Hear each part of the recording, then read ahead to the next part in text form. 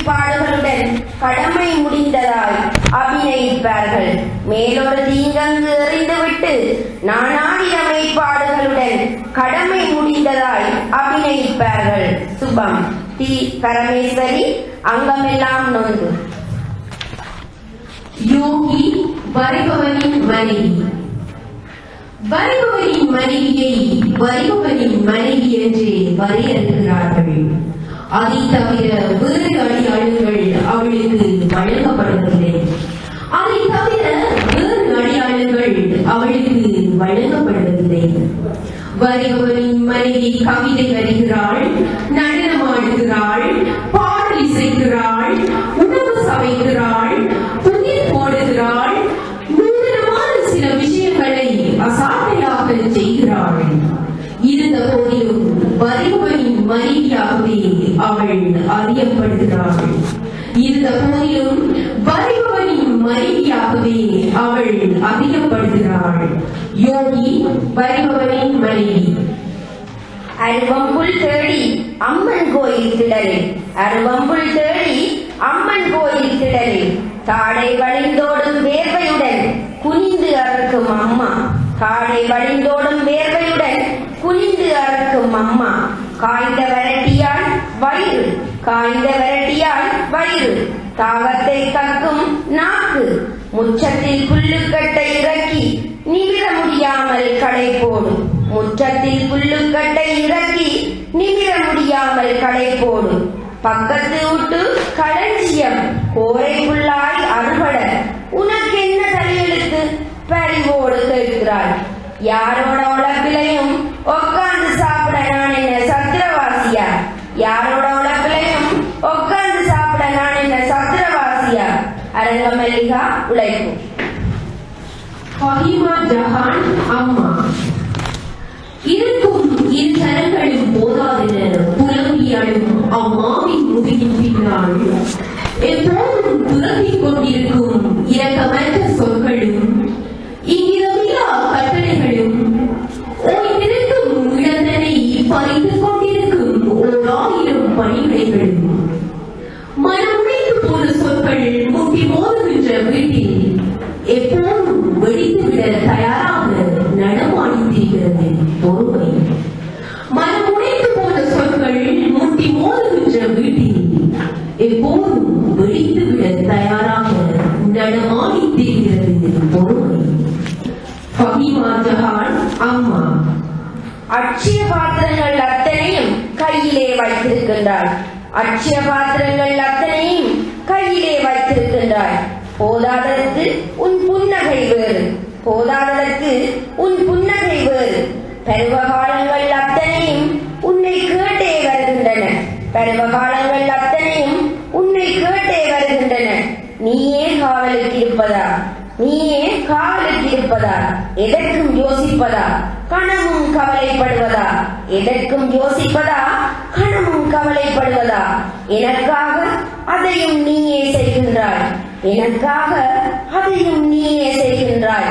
என் வழிகள் உனதாக்கி சுகங்கள் மட்டுமே எனதாக்கி. என் வழிகள் உனதாக்கி சுகங்கள் மட்டுமே எனதாக்கி வாழ உன்னால் மட்டுமே முடிகிறது அம்மா. உன்னால் மட்டுமே முடிகிறது அம்மா. மாய்மனோ. அம்மா. நிவேதா. ஒழிக்காத இளவெளி. எவருக்காகவும் காத்திருப்பதில்லை காலம். எவருக்காகவும் காத்திருப்பதில்லை காலம். விரைந்து கொண்டே இருக்கிறது தடைகளற்ற பாலை வழியில் சுழன்று வீசும் காற்றினை போல. எவருக்காகவும் காத்திருப்பதில்லை காலம். விரைந்து கொண்டே இருக்கிறது தடைகளற்ற பாலவிலையில், தடைகளற்ற பாலை வழியில் சுழன்று வீசும் காற்றினை போல. நன்றி. நன்றி.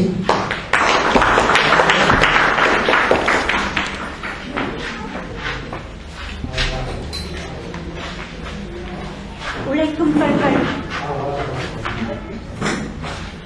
உழைக்கும் பெண்கள் எனும் தலைப்பின் கீழ் கவிதா நிகழ்வினை கவித்துவமாக என்னுடைய பகிர்ந்து சென்ற தோழிகள் ரஃபி மற்றும் ஜானிக்கு எமது நன்றிகள்.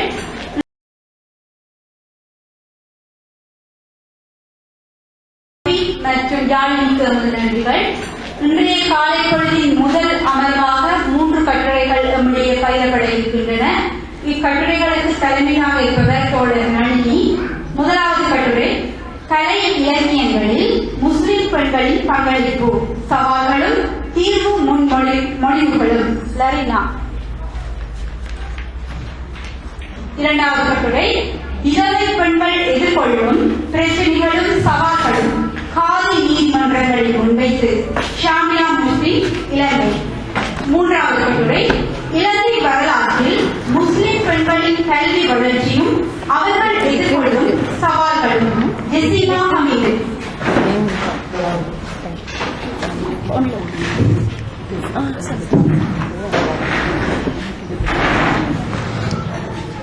எல்லோருக்கும் காலை வணக்கம். இந்த அமர்வில் நாங்கள் 15 நிமிடம் பின்னுக்கு இருப்பதால் 10 மணிக்கு நாங்கள் ஆரம்பிக்க வேண்டும். ஆகவே நான் கொஞ்சம் என்ன சொல்றது, நேரத்தில் கட்டுப்பாட்டில் கவனம் செலுத்துவதாக நான் இருப்பேன். காரணம், பெண்களாகிய நாங்கள் நேரத்தை முகாமைத்துவப்படுத்துவதில் கட்டாயம் கவனம் செலுத்த வேண்டும். ஏனென்றால் நாங்கள் அரசியலில் ஈடுபடுவதற்கோ அல்லது முன்னுக்கு வருவதற்கோ காரணம் சொல்லுவார்கள், நீங்கள் ஒருங்கமைத்து நடக்க தெரியாது, உங்களுக்கு நேர கட்டுப்பாடு தெரியாது, இப்படியான குற்றச்சாட்டுகள் எங்களில் இருப்பதால் நாங்கள் அது உண்மையும் கூட. ஆகவே பெண்களாக நாங்களும் நேரத்தை முகாமைத்துவப்படுத்த கட்டாயம் பழகி கொள்ள வேண்டும். ஆகவே அந்த அடிப்படையில் என்று அங்கே பேச இருக்கும் இருவருக்கும் மற்றும் நீங்கள் இதற்கு பின்னூட்டம் கொடுப்பவர்களுக்கும் நான் நேர கட்டுப்பாடு கட்டாயம் இருப்பேன். பின்னூட்டம் கொடுக்க போவவர்கள் தயவு செய்து உங்கள் கைக்கு வச்சுவோம். நடந்த ஒரு 5 பேருக்கு நான் கொடுக்கப்படும். அவங்க பெயர்களும் நான் வாசிப்பேன். நன்றி. இப்பொழுது முதலாவதாக கலை இலக்கியங்களில் முஸ்லிம் பெண்களின் பங்களிப்பும் சவால்களும் தீர்வு மொழிகளும் லஹிரா அப்துல் ஹக் பேசுகிறார்.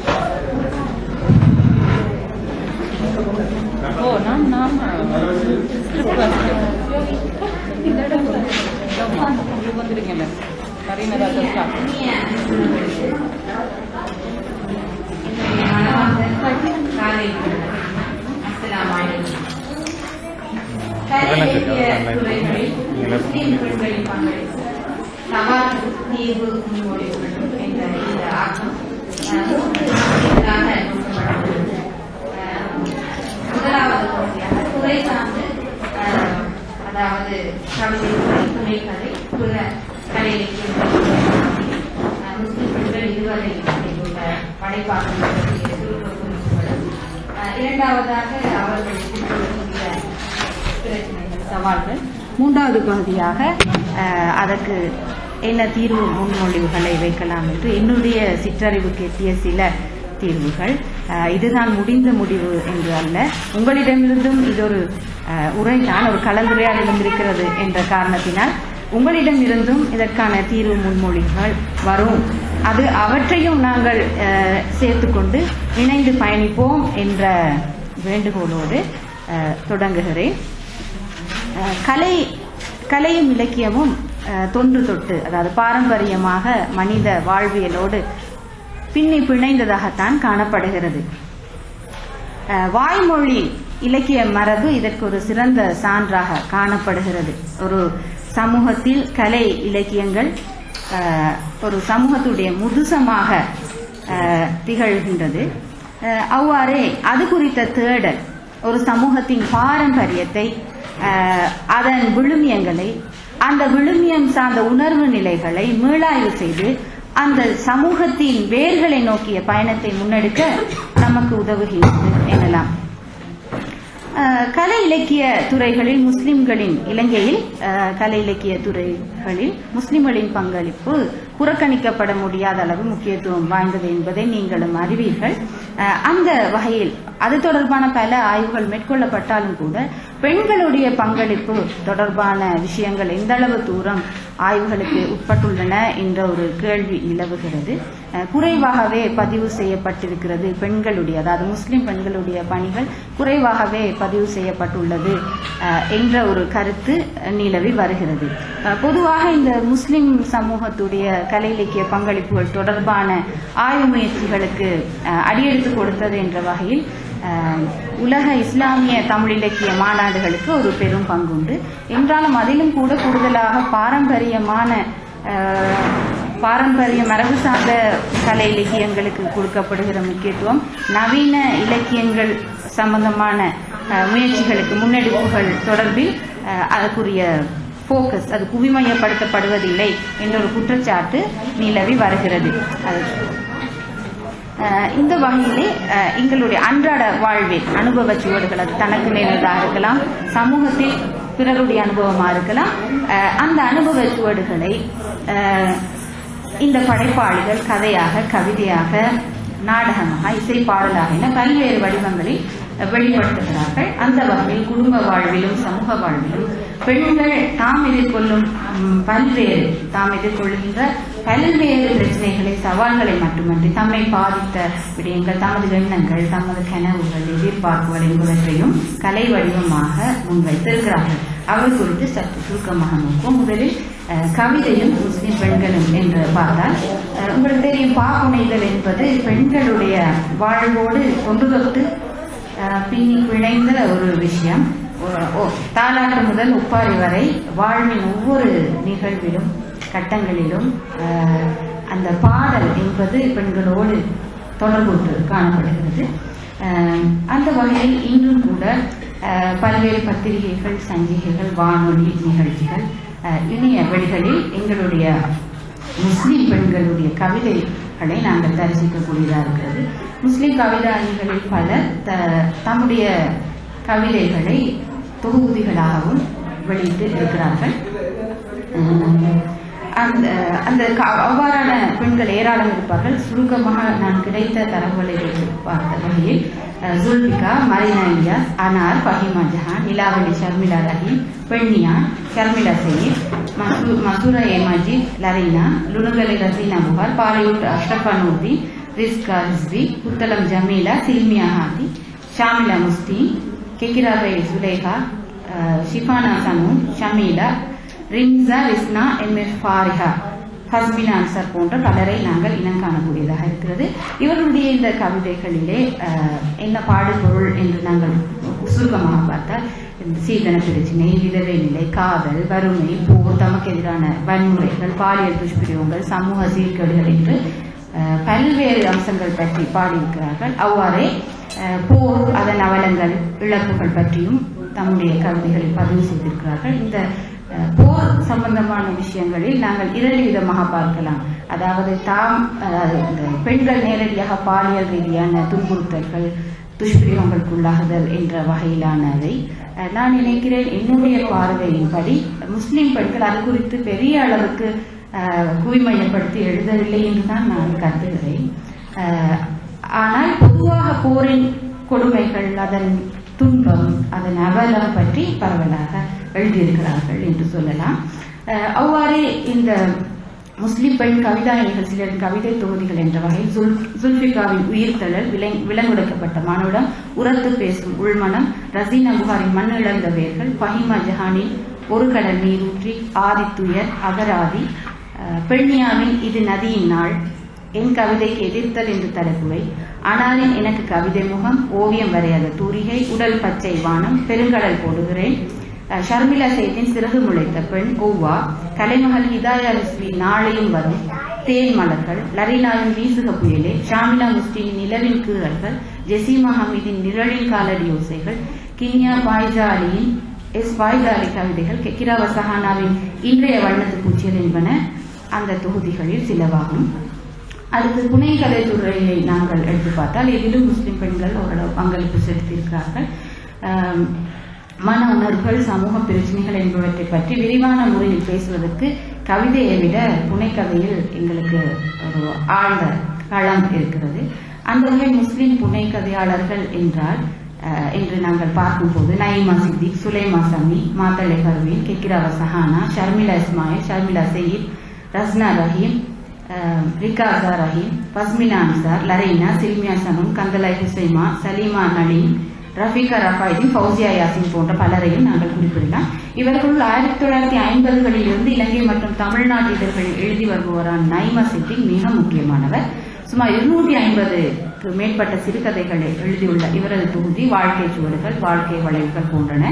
1987ஆம் ஆண்டு வெளிவந்த வாழ்க்கை பயணம் என்ற நாவல் இலங்கை முஸ்லிம் பெண் ஒருவரால் எழுதப்பட்ட முதலாவது சமூக நாவல் என்ற பெருமையை பெறுகின்றது. அது தவிர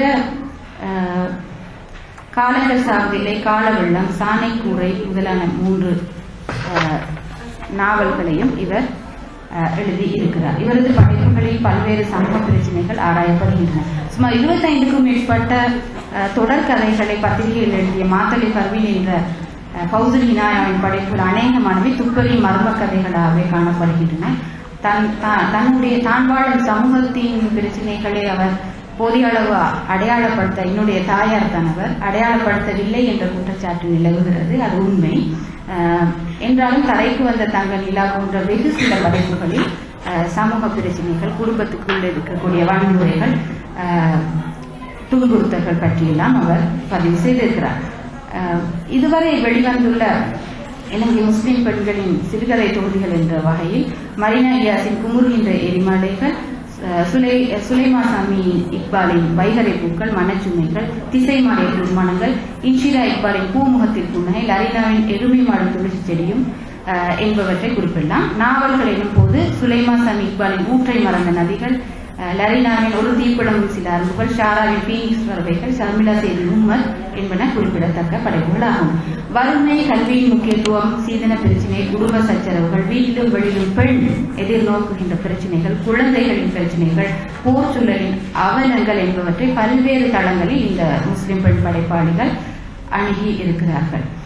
பிற கலைத்துறைகள் என்ற வகையில் கவிதை, புனைக்கதை தவிர இசை, நாடகம் முதலான பிற துறைகளிலும் முஸ்லிம் பெண்கள் குறிப்பிடத்தக்க அளவு பணியாற்றியிருக்கிறார்கள். குறிப்பாக வானொலி நாடகங்களை எடுத்துக்கொண்டால் அவற்றை எழுதுதல், அவற்றில் பங்கேற்று நடித்தல், வானொலி நிகழ்ச்சி தயாரிப்பு, பாடல்கள் இயற்றி பாடுதல் என்பவற்றை இதனுள் அடக்கலாம். வானொலி நாடகங்கள் எழுதுவோர் என்ற வகையில் மரீனா இலியாஸ், ஆமினா பேகம், நிஹாரா சபுர்தீன், நஜீம் அப்துல் காதிர் போன்ற பலரை குறிப்பிடலாம். இவர்கள் அநேகமான முஸ்லிம் சமூகத்தின் எளிய பிரச்சனைகளை இந்த நாடகத்தின் கருவாக பேசி இருக்கிறார்கள்.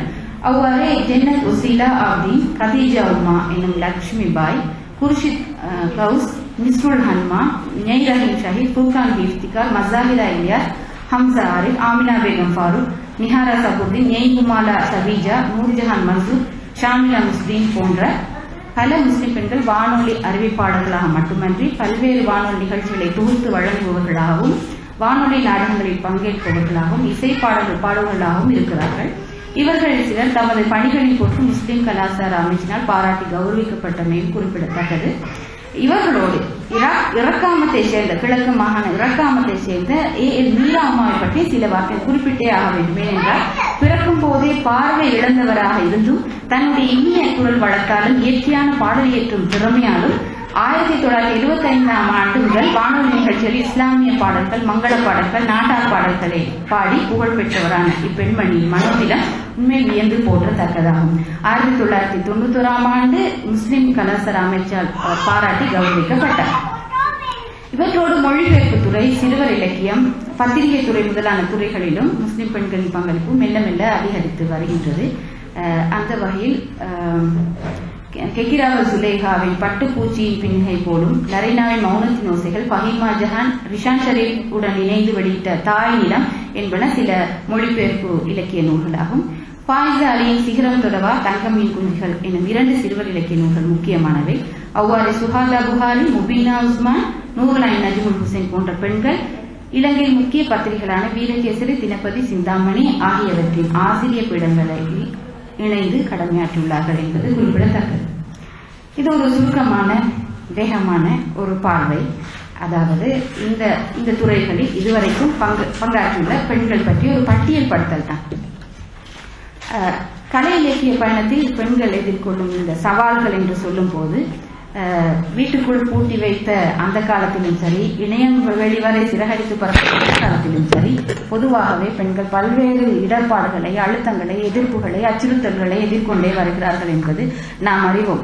பொதுவாக சொன்னால் இளம் வயதில் முனைப்போடும் துடிப்போடும் பணியாற்றி வரும் பெண்கள் திருமணத்திற்கு பிறகு அந்த பணிகள் மெல்ல மெல்ல குறைந்து ஒரு கட்டத்தில் இல்லாமலே ஆகின்ற நிலைமையை நாங்கள் பார்க்கிறோம். இதற்கான காரணங்கள் பார்த்தோம் என்று சொன்னால், பெண்ணுக்கு கிடைக்கிற புகழ் குறித்து குறிப்பாக முஸ்லிம் சமூகத்தில் அவர் நிலவுகின்ற ஒரு அனாவசியமான அச்சம். இந்த புகழ் சமூகத்தில் இவ பொதுத்தளத்தில் குவிமையப்படுத்தப்பட்டால், போக்கஸ் பண்ணப்பட்டால் இவளுக்கு மரியாதை இல்லாமல் போயிடும், நாளைக்கு திருமணம் முடிந்து கொடுக்க சிரமம் ஏற்படும் என்று பெற்றோர்கள், உற்றார்கள் அனாவசியமாக பயப்படுகிற ஒரு நிலைமை காணப்படுவது ஒரு காரணம். அவ்வாறு விஷமிகளால் ஏற்படுத்தப்படும் அச்சுறுத்தல் உங்களுக்கு தெரியும். பலர் அத்தகைய அச்சுறுத்தல்களுக்கு உலகளாவிய ரீதியில் முஸ்லிம் சமூகத்தில் அப்படி எதிர்கொண்டு வருகிறார்கள் என்பது உங்களுக்கு தெரியும். இப்போதைய நவீன குழாயடிகளாக வீண் வதந்திகள், அவதூறுகளை பரப்பும் நவீன குழாயடிகளாகவும் கோப்பி கடைகளாகவும் இந்த பேஸ்புக், ட்விட்டர், வாட்ஸ்அப் என்பன திகழ்வது நீங்கள் அறியாததல்ல. அவ்வாறே திருமணத்தின் பின்வான வாழ்வில் எழுகின்ற சிக்கல்கள், தன்னுடைய மனைவி இப்படியான ஒரு புகழ் வெளிச்சத்தில் நிறுத்தப்படுவது அநேகமான கணவர்களுக்கு பிடிப்பதில்லை. இதன் மூலம் வருகிற பாராட்டுகள், ஆண் சகோதரர்களின் தொடர்புகள் என்பன அவர்களை அச்சுறுத்துகின்றது. அவ்வளவுதான் ஒரு நம்பிக்கை.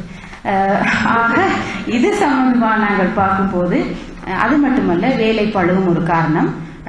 அவர்கள் குழந்தை அப்படின்னு சொல்லி நிறைய பேர் அப்படி சொல்றாங்க. நான் அறிஞ்ச அளவுல, கலந்துரையாடின அளவுல அப்படின்னு சொல்றாங்க. சரி, இப்ப கொஞ்சம் தீர்வுகளை நோக்கி கொஞ்சம் நகர்வோம். அவர் பார்த்து கொண்டே இருக்கிறார், பயமா இருக்கிறது. அதனால் மற்றவங்களுக்கு நேரம், ஆனால் நாங்கள் எங்களுக்கு அறவர் ஒதுக்கி இருக்கிறார்கள் என்ற நம்பிக்கையோடு தைரியத்தோடு வந்தோம். இங்கே வேறு 15 நிமிஷம்னு சொல்லிட்டார். அப்போ ஒரு முஸ்லிம் பெண் என்ற வகையில நான் இதுவரைக்கும் சொன்ன தீர்வுகள் பார்க்கிற நேரம், இந்த குடும்பத்தில வேலை பகிர்வு ஒரு புரிந்துணர்வின் அடிப்படையில நடக்குமாக இருந்தால் இந்த பிரச்சனையெல்லாம் எவ்வளவோ இல்லாம போயிடும். இப்போ உதாரணமா, இப்ப நான் ஒரு ஆய்வு கட்டுரை எழுதுறேன்னு சொன்னா என் கணவர் சொல்லியே டைமை வேஸ்ட் பண்ணி சமைச்சிட்டு இருக்கிறா, கடையில் எடுப்போம், நீ உன்னோட வேலையை பாரு, அந்த மாதிரி மனநிலை எல்லாருக்கும் வரும்னு சொன்னா அது பெரிய உதவியா இருக்கும். நிறைய பெண்களுடைய பங்களிப்பு சமூகத்துக்கு வந்து சேரும். அதுக்கு நம்முடைய சகோதரர்கள் அதை புரிந்து கொள்ளணும். அது மாதிரியாக வாழ்க்கை துணையை தெரிவு செய்யும் போது பெண்கள் தங்களுடைய இந்த பணிகளுக்கு இடையூறு வராத விதத்தில் வாழ்க்கை துணையை தெரிவு செய்யலாம். இது ஒரு கோட்பாட்டு ரீதியாக கேட்க அழகா இருக்கும் உங்களுக்கு எல்லாம். அப்படியான தெரிவு சுதந்திரம், தெரிவுக்கான வாய்ப்புகள் சமூகத்தில் நிலவுகிறதா என்ற ஒரு பெரிய கேள்வி எங்கள் முன் இருக்கிறது. அவ்வாறே நாங்கள் சொல்வது, வேலை பழுவை பொறுத்தவரை திட்டமிட்ட முகாமைத்துவம், பெண்கள் பல்வேறு தளங்களில் குடும்ப பொறுப்பு மட்டுமல்ல, வெளியிலே வேலைக்கு போவர்களாக இருக்கிறார்கள். அப்ப ரெண்டையும் செய்து கொண்டு நீ மேலதிக பணிகளில் அவர்கள் இதை செய்யறது கொஞ்சம் கஷ்டமான வேலை தான். ஆனாலும் இயன்றளவு நேர முகாமைத்துவத்தின் ஊடாக இதை ஓரளவு சாதிக்கலாம் என்று நான் நம்புகிறேன். இதற்கான விழிப்புணர்வுகள் பரவலாக்கப்பட வேண்டும். அது மாதிரி பெண் முஸ்லிம் எழுத்தாளர்கள் தங்களுக்கிடையிலும் மற்ற சகோதர சமூகத்து சகோதரர்களோடு சேர்ந்து அமைப்பு ரீதியாக ஒருங்கிணைந்து செயல்படும் ஒரு நிலைமை தோன்றுமாக இருந்தால் பெருமளவு, அதாவது சிறுதுளி பெருவெள்ளம் மாதிரி, அடம்பன் கொடி திரண்டாலும் எடுக்கும் மாதிரி, இங்கே நாங்கெல்லாம் சேர்ந்திருக்கிற மாதிரியான பிரச்சனையில உரையாடணும். இது மாதிரி பிரச்சனைகள் இனம் கண்டு கலந்துரையாடி தீர்வுகளை நோக்கி நகரக்கூடிய ஒரு நிலைமை தொடர்ந்து உருவாகமாக இருந்தால் ஓரளவு இதை நாங்கள் வெற்றி கொண்டு முன்னகரலாம் என்பது என்னுடைய ஆழ்ந்த நம்பிக்கை. சமூக வலைத்தளங்களை நீங்க பார்த்தீங்கன்னு சொன்னால் அவற்றை காத்திரமான முறை இந்த விழிப்புணர்வுக்காக நாங்கள் பயன்படுத்தலாம். நான் நேற்று குறிப்பிட்டது போல எங்களிடம் கைவசம் இருக்கிற இந்த கூத்துக்கலை, நாடகம், இசைப்பாடல் போன்ற பலவற்றையுமே நாங்கள் இதற்காக பயன்படுத்த முடியும். இந்த விழிப்புணர்வு அடுத்த எங்களுடைய கையில் ஒரு அடுத்த சந்ததி எங்களோட கையில இருக்கிறாங்க. இப்ப நான் இப்பவே என்னுடைய மகனுக்கு பெண் என்று சொன்னா இப்படித்தான் மாத விடாய் வரும், இப்படிலாம் கஷ்டப்படுத்தான் இப்ப உங்களை நாங்க பெறுறோம், வளர்க்குறோம், உங்களை தங்கச்சிக்கு இப்படி வரும் இப்பவே சொல்லி வச்சிருக்கிறேன். அப்ப பெண்ணை ஒரு ஃபிகராக, ஒரு உடலாக பார்க்காமல் அது ஒரு மனித உயிரின்னு பார்க்கக்கூடிய ஒரு பரிச்சாக்க முயற்சி. நான் எப்படி ஒரு எக்ஸ்பெரிமெண்ட்ல இறங்கியிருக்கேன். என் 7 வயதிலே நான் கூட தொழ எனக்கு தொழ முடியாது. காரணம் எனக்கு புரியுது அப்படின்னு சொல்லி பிள்ளைக்கு விளக்கப்படுத்தி வச்சுட்டு அவருக்கு தெரியும். ஏன்மா நீங்க சொல்லலையா, நான் சொல்லட்டுமா, நான் பீரியட்ஸ் நான் வரல, நீங்க சொல்லுங்கன்னு சொல்லக்கூடிய மாதிரி நான் இந்த மண்ணுக்கு வளர்த்து வரேன். அப்ப இந்த மாதிரி எங்களுக்கு அடுத்த ஜெனரேஷன் சம்பந்தமா இதுக்கு நாங்க ஒரு பிள்ளைகளை, ஆண் பிள்ளைகளையும் வீட்டு வேலைகளெல்லாம் அவங்களுக்கும் நான் பங்கு கொடுக்குறேன். அப்ப அந்த மாதிரி ஒரு சூழலையும் கூட நாங்க உருவாக்கி இந்த மனநிலை மாற்றத்தை கொஞ்சம் இன்னொரு 20 வருஷத்துக்கு அப்புறமாவது ஒரு எல்லையாடியே நாங்க முயற்சிக்கலாம் நினைக்கிறேன். அப்ப இந்த வாய்ப்புள்ளவர்கள் இந்த பிரச்சனைகளை ஆய்வுக்குட்படுத்தி, ஆய்வு ஒரு முக்கியமானது. நேற்று சொன்னாங்க ஆய்வுகளுக்கு உட்படுத்தி, இவங்க நேற்று பேசினதெல்லாம் தரவு ரீதியா பேசினாங்க. அவங்க களத்துல இறங்கி ஆய்வு செஞ்சில்லாட்டி அப்படி தரவுகளை கொண்டு வந்து எங்களை வலுவூட்டி இருக்க முடியாது.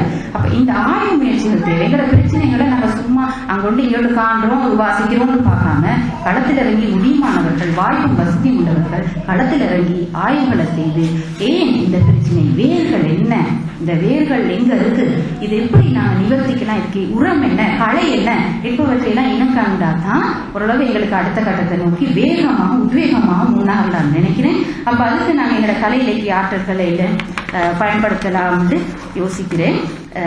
அப்ப அந்த வகையில என்ன அளவுல நான் ஒரு பாடலோட இந்த உரையை முடிக்கலாம் நினைக்கிறேன். எங்களோட தலைவர் அவர்களுக்கு ஆட்சேபனை என்றார். நாளை விடியல் வரும் என்ற கனவினை நம்பி காத்திருந்தோம். நாளை விடியல் வரும் என்ற கனவினை நம்பி காத்திருந்தோம். இன்று முடிக்கும் பணி அட ஆயிரம் ஆயிரம் அதை மறந்தோம். இன்று முடிக்கும் பணி அட ஆயிரம் ஆயிரம் அதை மறந்தோம். நாளை விடியல் வரும் என்ற கனவினை நம்பி காத்திருந்தோம். நமது சமூகம் இன்னுமே இருட்டில் கிடந்து தவிக்குதே. ஒளி தேடும் அதற்கு விழிகளாய் இளையர் நாங்கள் திகழ்ந்திட என்ன வழி என்று சிந்திக்கும் காலம் இன்று வந்தது. அட சோர்வுதான் தேவையில்லை, எங்கள் பணிகள் தொடரட்டும். தியாகமும் விவேகமும் இணைய தடைகள் அகன்றிடும். நாளை விடியல் வரும் என்ற கனவினை நம்பி காத்திருந்தோம். இன்று முடிக்கும் பணி அட ஆயிரம் ஆயிரம் அதை மறந்தோம். இன்று முடிக்கும் பணி அட ஆயிரம் ஆயிரம் அதை மறந்தோம். நாளை விடியல் வரும் என்ற கனவினை நம்பி காத்திருந்தோம். இந்த பெண்கள் அரங்கிலே ஒன்று கூடும் நாமெல்லாம் அன்பு கொண்டு இணைந்துள்ளோம்.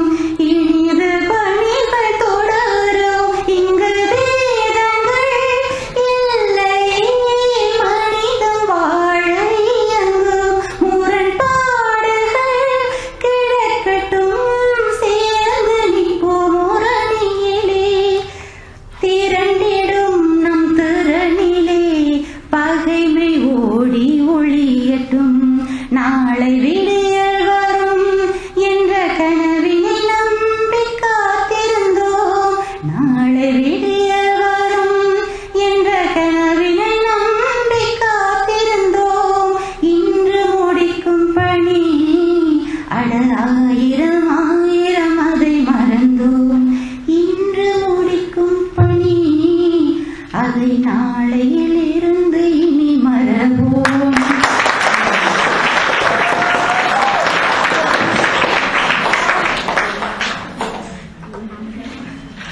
அருமையான பாடலோடு அவருடைய சமர்ப்பணம் முடிவடைந்தது. இது நல்ல ஒரு கருத்தை சொன்னார் இல்லையா? நாங்கள் எந்த துறையை சார்ந்த பெண்களாக இருந்தாலும் தமிழ், முஸ்லிம் மற்றும் சிங்கள பெண்கள் ஒன்றாக இணைந்தால் எங்களுடைய சகல பிரச்சனைகளை நாங்கள் தீர்த்து விடலாம். அதை கட்டாயம் நாங்கள் மறந்து கொள்ள வேண்டும். முஸ்லிம் பெண்களுக்கு வந்தால் முஸ்லிம் பெண்கள் மட்டும் பேச வேண்டும், தமிழ் பெண்களுக்கு வந்தால் தமிழ் பெண்கள் மட்டும் பேச வேண்டும் அல்ல. பெண் என்ற முறையில் நாங்கள் ஒரு குடைக்குள் வர வேண்டும்.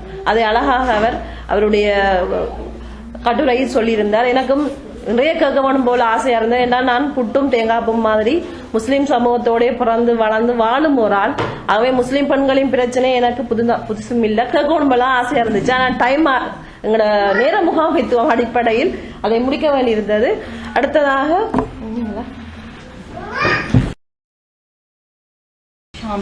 ஷாமிலா. ஓகே, பிள்ளைய சொல்லுங்க.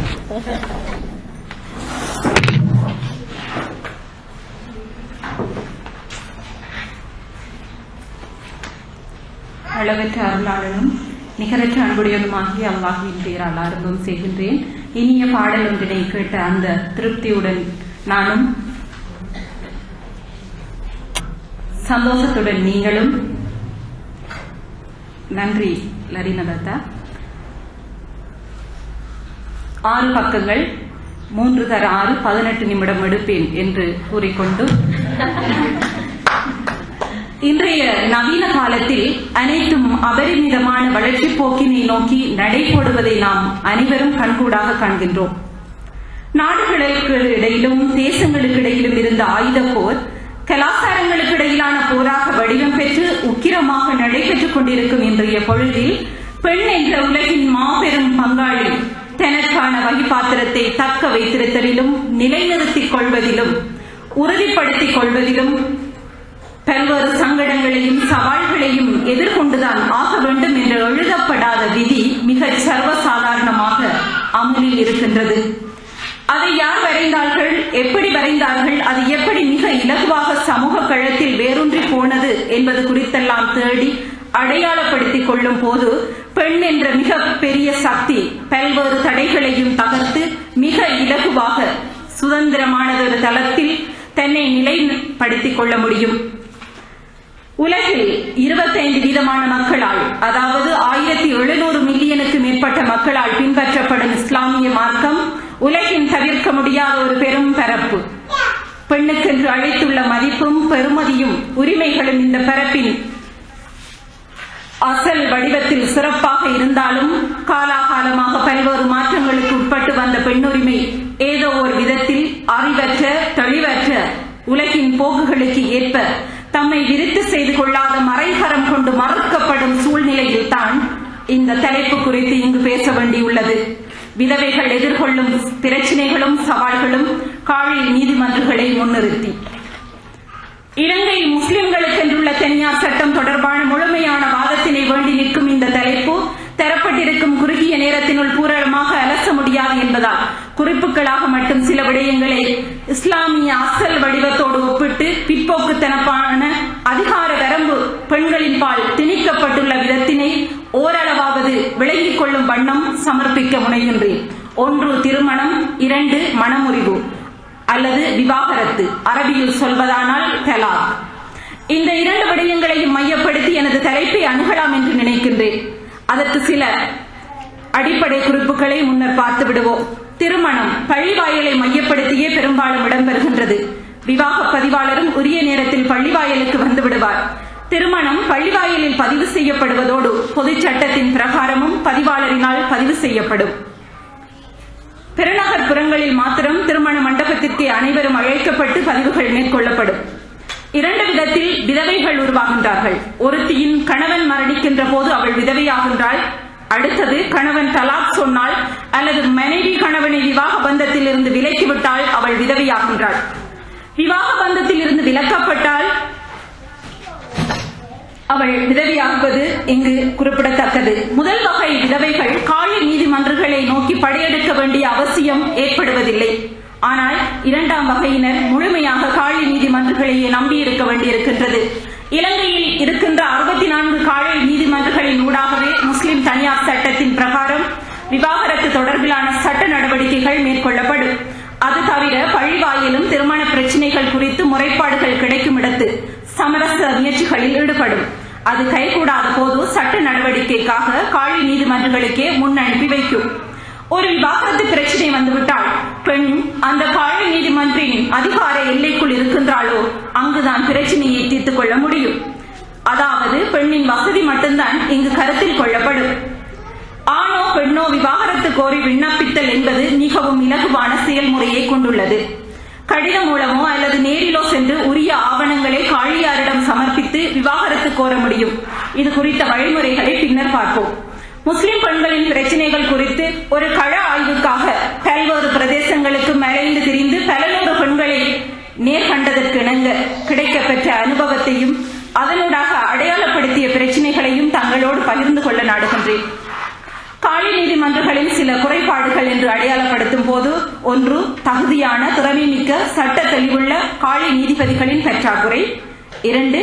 காலி நீதிமன்றங்கள் வெளிப்படையான சரியானதும் நேர்த்தியானதுமான கட்டமைப்பில் இருந்து விலகி இருக்கின்றமை. 3. காலி நீதிமன்றங்களை அரசு சரியாக கண்டுகொள்ளாமை.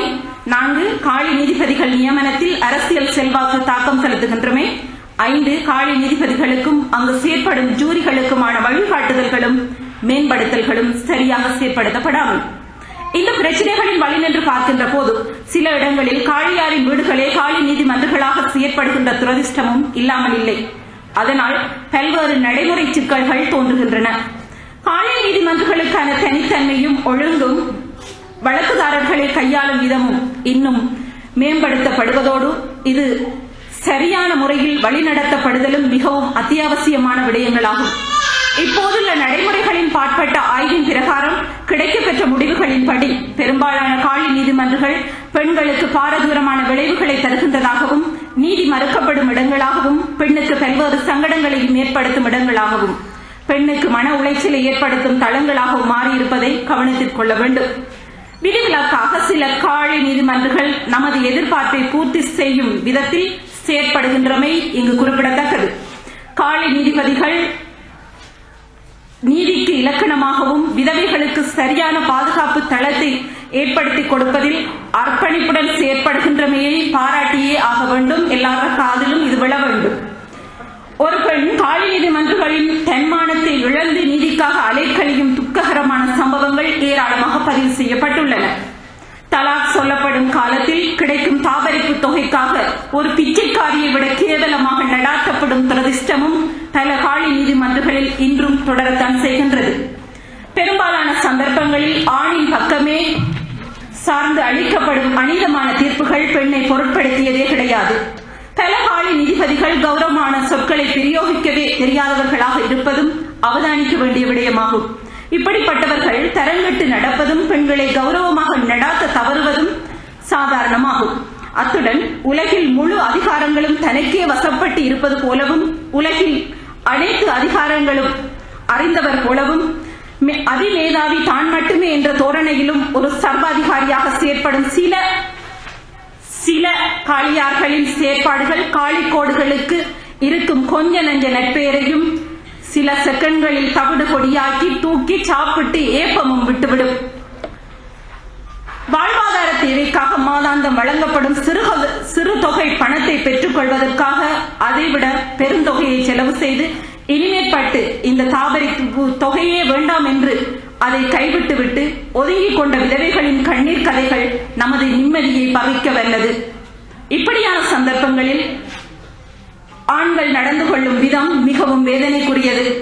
அத்தோடு விவாகரத்தான பெண்கள் தான் பெரும்பாலும் நமது பிள்ளைகளை பராமரிக்கும் பொறுப்பினை ஏற்றுக்கொள்வார்கள். அப்பிள்ளைகளுக்கான செலவுகளை ஆண்கள் ஏற்றுக்கொள்ள வேண்டும் என்பது சட்டம். அதிகமான ஆண்கள் தமது முன்னாள் மனைவிகளை பழி வாங்கவும் அலைக்கழிக்கவும் ஆயுதமாக பயன்படுத்தும் போக்கினை கைக்கொண்டு வருவதை பெரும்பாலான காளியார்கள் கண்டுகொள்வதே இல்லை. ஆண் பிள்ளை என்றால் 18 வயது வரையும், பெண் பிள்ளை என்றால் திருமணம் முடிக்கும் வரையும் விசேட தேவையுள்ள அல்லது மாற்றுத்திறனாளியான பிள்ளையாக இருந்தால் மரணிக்கும் வரையும் மாதாந்த கொடுப்பனவை வழங்க வேண்டும். அவர்கள் தனது ரத்தம் என்பதை பெரும்பாலான ஆண்கள் மறந்து விடுகின்றனர். இதனால் விதவைகள் எதிர்கொள்ளும் துன்பம் கொஞ்சமல்ல. மாதாந்த கொடுப்பனவுகள் சமகால வாழ்க்கை செலவுகளை கருத்தில் கொண்டு கணிக்கப்படாத சந்தர்ப்பங்களில் தமது பிள்ளைகளுக்கு சேர்த்து விதவைகள் அனுபவிக்கும் துன்பங்கள் பட்டியல்படுத்தப்பட்டால் நிச்சயம் உடனடியாக களத்தில் இறங்கி ஏதாவது மாற்றம் ஏற்படும் வண்ணம் போராட தோன்றும். இந்த விடயங்களில் குறைந்தபட்சம் மனிதத்தன்மையாக நடந்து கொள்வதற்கும் காளிகள் தயாரில்லை என்றால் வேறொரு சிஸ்டத்தை நோக்கி முஸ்லிம் பெண்கள் நகர வேண்டிய நிர்பந்தமும் ஏற்பட்டுவிடும். திருமணம் என்ற பகுதி சரியாக அமுல்படுத்தப்பட்டாலே விதவைகள் என்ற ஒரு தரப்பு பிரச்சினைகளில் இருந்து மிக இலகுவாக விடுபட்டு விடுவர். பின்னர் எதிர்கொள்வதற்கென்றுள்ள சவால்கள் நிச்சயம் வாழ்வாதாரம் சார்ந்ததாக இருக்காது. இரண்டாவது திருமணம் உலகிலே எங்கும் இல்லாதவாறு மணப்பெண்ணின் கையெழுத்து இல்லாமல் ஒரு ஒப்பந்தம் நிறைவேறுகின்றது என்றால் அது இலங்கையில் மாத்திரம்தான். நான் ஏற்கனவே குறிப்பிட்ட பிரகாரம் இஸ்லாமிய மார்க்கத்தின் அசல் வடிவத்தில் எல்லாம் சரியாகத்தான் இருக்கின்றது. உலக மக்களுக்கான வாழ்க்கை வழிகாட்டியான திருக்குர்ஆன் மற்றும் நபிகளாரின் போதனைகள் ஆகிய இரண்டு முக்கிய மூலாதாரங்கள் இருந்து இந்த விடயத்தை விளக்க முனைகின்றேன். ஒரு திருமணம் நிறைவேறுவதற்கு தேவையான 4 விடயங்கள். 1. மணப்பெண்ணின் பொறுப்புதாரி, மணப்பெண்ணின் தந்தை அல்லது அவரின் சொந்தக்காரர்கள் அல்லது தாய் மாமா அல்லது மணப்பெண்ணின் இரத்த உறவு சகோதரர்கள் போன்ற திருமணம் செய்ய தடை செய்யப்பட்ட உறவுக்காரர்கள். 2. ஒப்பு கொடுத்தல். 3. ஒப்படுத்தல். 4. 2 சாட்சிகள். ஒரு தந்தை தனது மகளை திருமணம் செய்து கொடுக்கின்றார் என்று உதாரணத்திற்கு எடுத்துக்கொள்வோம். அவரின் நேரடி பங்கு பெற்றுதலுடன் 2 சாட்சிகளுக்கு முன்னிலையில் மணமகனுக்கு அவர் மகளின் பெயரை சொல்லி இப்படி ஒப்புக் கொடுப்பார். எக்ஸ் என்ற எனது மகளை இவ்வளவு ரூபாய் மகர் தொகைக்கு இன்னாரின் மகனான இன்னாருக்கு இன்று முதல் அனுமதிக்கப்பட்ட மனைவியாக ஒப்புக் கொடுக்கின்றேன் என்பார். அதை அடுத்து மணமகன் இன்னாரின் மகளான இன்னாரை நான் இவ்வளவு மகர் தொகைக்கு இன்று முதல் அனுமதிக்கப்பட்ட மனைவியாக ஒப்பேற்றுக் கொள்கின்றேன் என்று வழிமொழிவார். இத்தோடு ஒரு திருமணம் நிறைவேறிவிடுகின்றது. இங்கு இஸ்லாம் பெண்ணுக்கு அளித்துள்ள பாதுகாப்பு வேலி மட்டுமல்ல, மாபெரும் உரிமை மகர் என்பதாகும். நமது பரிபாசையில் சீதனம், வரதட்சணை என்று சொல்லலாம். நடைமுறையில் இருப்பது போன்று பெண் ஆணுக்கு கொடுக்கும் வழிமுறை அல்ல, மாறாக மணமகள் தீர்மானிக்கும் தொகையை மகராக கொடுத்துத்தான் ஓர் ஆண் திருமணம் செய்து கொள்ள முடியும். அத்தொகையை தீர்மானிக்கும் முழு உரிமையையும் இஸ்லாம் பெண்ணுக்கே அளித்துள்ளது. அதில் யாரும் தலையீடு செய்யவோ அதிகாரத்தை பிரயோகிக்கவோ கட்டளையிடவோ முடியாது. அது குறிப்பிட்ட பெண்ணின் உரிமை. மகர் தொகையை கூட்டுவது, குறைப்பது அல்லது பெற்றுக்கொள்வது, விட்டுக் கொடுப்பது என்று எல்லா உரிமையும் பெண்ணுக்கே உண்டு. மணப்பெண்ணால் மகர் தொகை தீர்மானிக்கப்பட்ட பின்னர் தான் மேற்கொண்டு அனைத்து விடயங்களும் பேச்சுவார்த்தைக்கு வரும். ஆனால் இந்த உரிமை இன்று எந்த அளவுக்கு நடைமுறையில் இருக்கின்றது என்ற கேள்விக்கு வெறுமனே பெயரளவில் தான் என்று பதில் சொல்ல முடியும். 2வது தலாக். இன்று மிகவும் பிழையாக விளங்கிக் கொள்ளப்பட்ட விடயம்தான் இந்த தலாக். தலாக் என்ற அரபு பதத்தின் அர்த்தம் விடுவித்தல் என்பதாகும். குடும்ப பிரச்சனையின் இறுதி தீர்வாக இனி சேர்ந்து வாழவே முடியாது என்று தீர்மானிக்கப்பட்ட பின்னர் 3 கட்டங்களில் இது அமுல்படுத்தப்படும். கணவன் மனைவிக்கிடையே பிரச்சனை எழுகின்ற போது அதை தீர்த்துக் கொள்வதற்கு இஸ்லாமிய சட்டப்படியான வழிமுறை: முதலாவது, பிரச்சனை குறித்து அறிவுறுத்த வேண்டும். அதன் பாரதூரங்கள் குறித்தும் விளைவுகள் குறித்தும் கணவன் மனைவி தமக்கிடையே உரையாடல் வேண்டும். அது பலனளிக்காத போது இருவரும் படுக்கையிலிருந்து விலகி இருக்க வேண்டும். வெறுமனே உடலியல் ரீதியான பிரிவல்ல இது. உளவியல் ரீதியாக இந்த பிரிவு இருவருக்கும் தம்மை தனித்தனியாக எடை போடுவதற்கு சந்தர்ப்பத்தை வழங்குகின்றது. அதன் பின்னரும் மனைவி கட்டுக்கடங்காவிட்டால் காயம் ஏதும் ஏற்படாமல் தண்டிப்பதற்கான அனுமதியை கணவனுக்கு வழங்கப்பட்டிருக்கின்றது. அதன் பின்னரும் பிரச்சினை தீரவில்லை என்றால் மனைவி தரப்பில் இருந்து ஒருவரும் கணவன் தரப்பில் இருந்து ஒருவரும் மத்தியஸ்தர்களாக இருக்க பிரச்சினைக்கு தீர்வு காண பேச்சுவார்த்தை நடாத்தப்பட வேண்டும். அதன் பின்னரும் தீர்வு இல்லை, இனி பிரிவு ஒன்றுதான் வழி என்றால் 3 தடவை தலாக் சொல்ல கணவனுக்கு அனுமதி இருக்கின்றது. முதலாவது முறை தலாக் சொல்லிவிட்டால் 3 மாதவிடாய் காலப்பிரிவு மனைவி கணவனின் பராமரிப்பிலேயே இருக்க வேண்டும். அவளுக்கு தேவையான அனைத்தையும் கணவனை அளிக்க வேண்டும். இந்த காலப்பிரிவில் இருவரும் இணைந்து வாழ விரும்பினால் மீண்டும் சேர்ந்து வாழ முடியும். திரும்பவும் பிரச்சனை என்றால் 2வது முறை தலாக் சொல்ல முடியும். அதுவும் 3 மாதவிடாய் காலப்பிரிவை கால எல்லையாக கொண்டிருக்கும். அப்போதும் கணவனே அவளது அனைத்து தேவைகளுக்கும் பொறுப்புதாரி ஆவார். இக்காலப்பிரிவில் இருவரும் இணைந்து வாழ விரும்பினால் மீண்டும் இணைந்து வாழ முடியும். ஆனாலும் திருமண ஒப்பந்தத்தை புதுப்பித்துக் கொள்ள வேண்டும். இல்லாவிட்டால் இறுதி தலாக். அதன் பின்னர் அவர்கள் நேரடியாக தொடர்பற்றவர்களாக மாறுகின்றார்கள். இங்கு மனைவி பிரச்சினைக்குரியவள் என்றால் மேற்சொன்ன 3 படிமுறைகளில் தான் இருவரும் பிரிய முடியும். அதுபோல கணவன் பிரச்சினைக்குரியவர் என்றால் மனைவிக்குள்ள உரிமை ஒரே தடவையில் கணவனிடமிருந்து விலகிச் செல்வதாக முடியும். கணவனை மனைவி விவாகரத்து செய்வதற்கு அரபியில் குல்லு என்று சொல்வார்கள். தலாக் என்பது ஆணுக்கு அளிக்கப்பட்ட உரிமை. குல்லு என்பது பெண்ணுக்கு அளிக்கப்பட்டுள்ள சூப்பர் பவர் ஆகும். ஒற்றை சொல்தான். அத்தோடு திருமண ஒப்பந்தம் முடிவுக்கு வந்துவிடும். ஒரு ஆணுக்கு எடுத்தோம் கவுத்தோம் என்ற அடிப்படையில் செயற்பட முடியாது. அதற்கு இஸ்லாத்தின் சட்ட திட்டங்களில் இடமில்லை. தலாக் நீண்ட பொறிமுறையை கொண்ட செயற்திட்டம். ஒரு பெண்ணை ஆண் அவ்வளவு எளிதில் கழற்றிவிட முடியாது. ஆனால் பெண்ணுக்கு அப்படி அல்ல. குல்லு மிகவும் எளிய செயல்முறையை கொண்டது. இஸ்லாம் பெண்ணின் பாதுகாப்பை சரியாகத்தான் உறுதிப்படுத்தி இருக்கின்றது. ஆனால் அதை நடைமுறைப்படுத்துவர்கள் தான் சிக்கலாக்கி விடுகின்றார்கள். சொல்லுகின்ற போது ஒரு மலை அளவு செல்வத்தை தான் மனைவிக்கு கொடுத்திருந்தாலும் அதிலிருந்து எதையும் மீள பெற்றுக் கொள்ள வேண்டாம் என்று ஆணுக்கு வேண்டுகோள் விடுக்கின்றது இஸ்லாம். அதுபோல குல்லு செய்கின்ற போது பெண் கணவனின் சொத்து செல்வங்களில் இருந்து எதனையும் கோர முடியாது. இந்த அடிப்படை தெளிவுகள் இல்லாமல் இஸ்லாம் என்ற பெயரிலும் முஸ்லிம் தனியார் சட்டம் என்ற பெயரிலும் பொறுப்பற்ற இஸ்லாம் அல்லாத வேறு எதையோ அமுல்படுத்தி கொண்டிருப்பதால் தான் பெண் என்பவள் அதிகம் பாதிக்கப்படும் நிலைக்கு தள்ளப்பட்டுள்ளார். விதவைகளுடன் தொடர்புபட்ட அடுத்த பிரச்சினை இத்தா என்பதாகும். இது இந்த தலைப்புக்குள் உள்ளடங்காதாயினும் அவசியம் என கருதுவதால் அதையும் சுருக்கமாக சொல்ல வேண்டியிருக்கின்றது.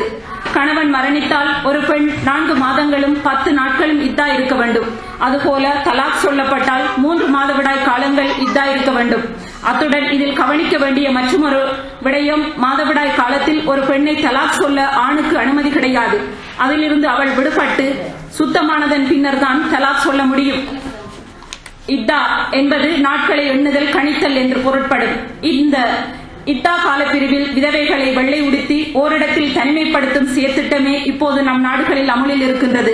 ஆனால் அது இஸ்லாம் அல்ல.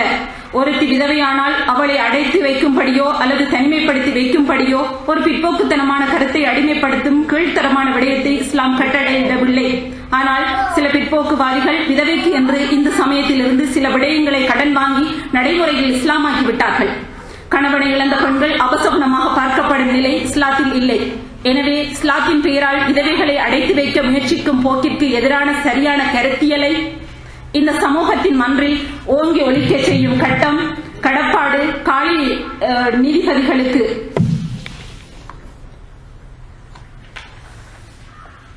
இஸ்லாத்தில் இல்லை. எனவே இஸ்லாத்தின் பெயரால் விதவைகளை அடைத்து வைக்கும் முயற்சிக்கும் போக்கிற்கு எதிரான சரியான கருத்தியலை இந்த சமூகத்தின் மன்றில் ஓங்கி ஒலிக்க செய்யும் கடப்பாடு காலி நீதிமன்றங்களுக்கும் இருக்கவே செய்கின்றது.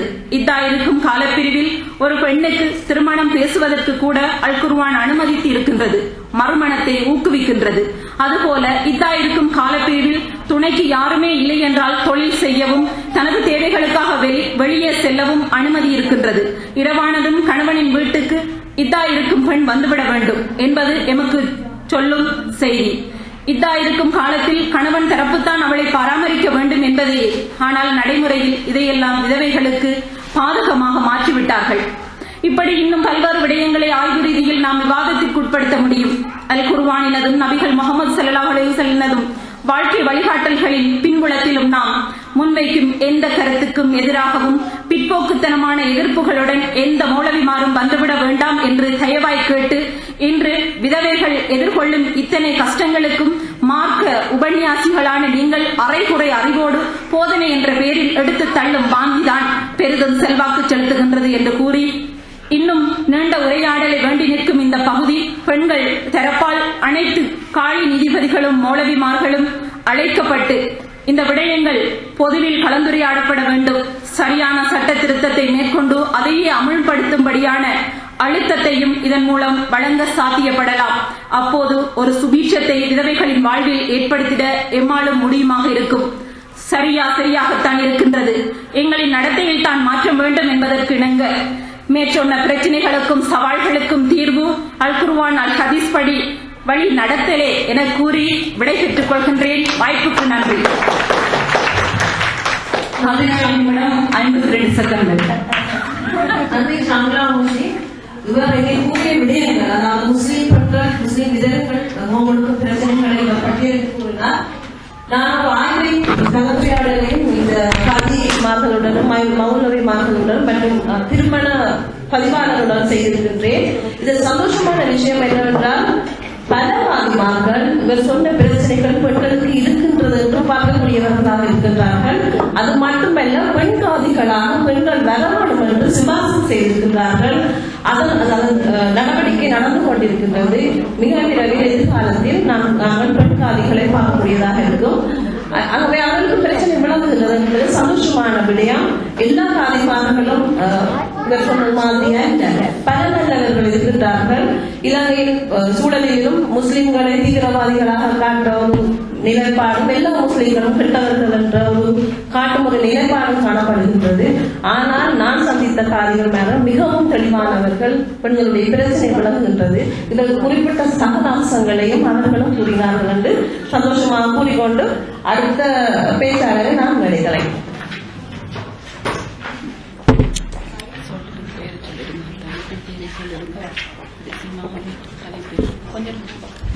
அடுத்த தலைப்பு இலங்கை வரலாற்றில்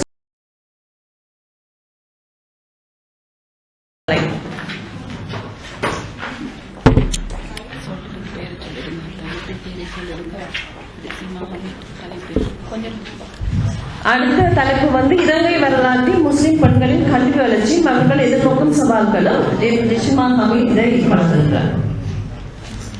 சாமியாவின் 6 பக்கத்துக்கு 18 நிமிடம் என்றால் என்னுடைய 32 பக்கங்களுக்கு எவ்வளவு நேரம் வேண்டும் என்பதை நீங்கள் தீர்மானித்துக் கொள்ளுங்கள். உங்கள் அனைவருக்கும் என் அன்பின் காணிக்கை. உங்கள் அனைவரின் மீதும் சாந்தியும் சமாதானமும் உண்டாவதாக. இலங்கை வரலாற்றில் முஸ்லிம் பெண்களின் கல்வி வளர்ச்சியும் அவர்கள் எதிர்நோக்கும் சவால்களும் என்ற தலைப்பில் ஒரு சவாலை இந்த சபையில் உடைத்துவிட்டு செல்லலாம் என்று நினைக்கிறேன். லரீனா தாத்தா அவர்கள் சொன்னார்கள், எங்களுக்கு ஒரு கணவன் தெரிவு சுதந்திரம் கொண்டிருந்தால் நிறைய சவால்களை உடைக்கலாம் என்று. ஆனால் தெரிவு செய்யாமலே எனக்கு கிடைத்த கணவன் எனக்கு பீரியட்ஸ் பிரச்சனையா, நீங்க படிச்சிருக்கீங்களா, இந்த ஆய்வு கட்டை உங்களால் முடிச்சுக்க முடியல, நானே சமர்ப்பிச்சுட்டு போறேன், 7 மணி நேரம் எழுந்து உங்கள் வேலைகளை செய்து கொள்ளுங்கள் நீங்க பண்ணி தந்திருக்க. இருந்தாலும் இதை போல கணவன்களும் சமையல்களும் தந்தைமார்களும் இன்னும் உருவாக வேண்டும், சமூகமயப்படுத்த வேண்டும் என்ற கோரிக்கையை முன்வைத்து இந்த கட்டுரைக்கு செல்கிறேன். ஒரு சமூகத்தின் முன்னேற்றம் அந்த சமூகம் அடைந்திருக்கிற அறிவை மையமாக கொண்டே கணிக்கப்படுகிறது என்பதற்காக உலகத்தின் எல்லா நாகரிகமும் எல்லா சமயங்களும் அறிவை வரவேற்கின்றன. அதன்படி இஸ்லாமிய மார்க்கத்தின் வேத நூலான அல் குர்ஆனின் முதல் வசனமே அறிவை கொண்டுதான் தொடங்குகிறது.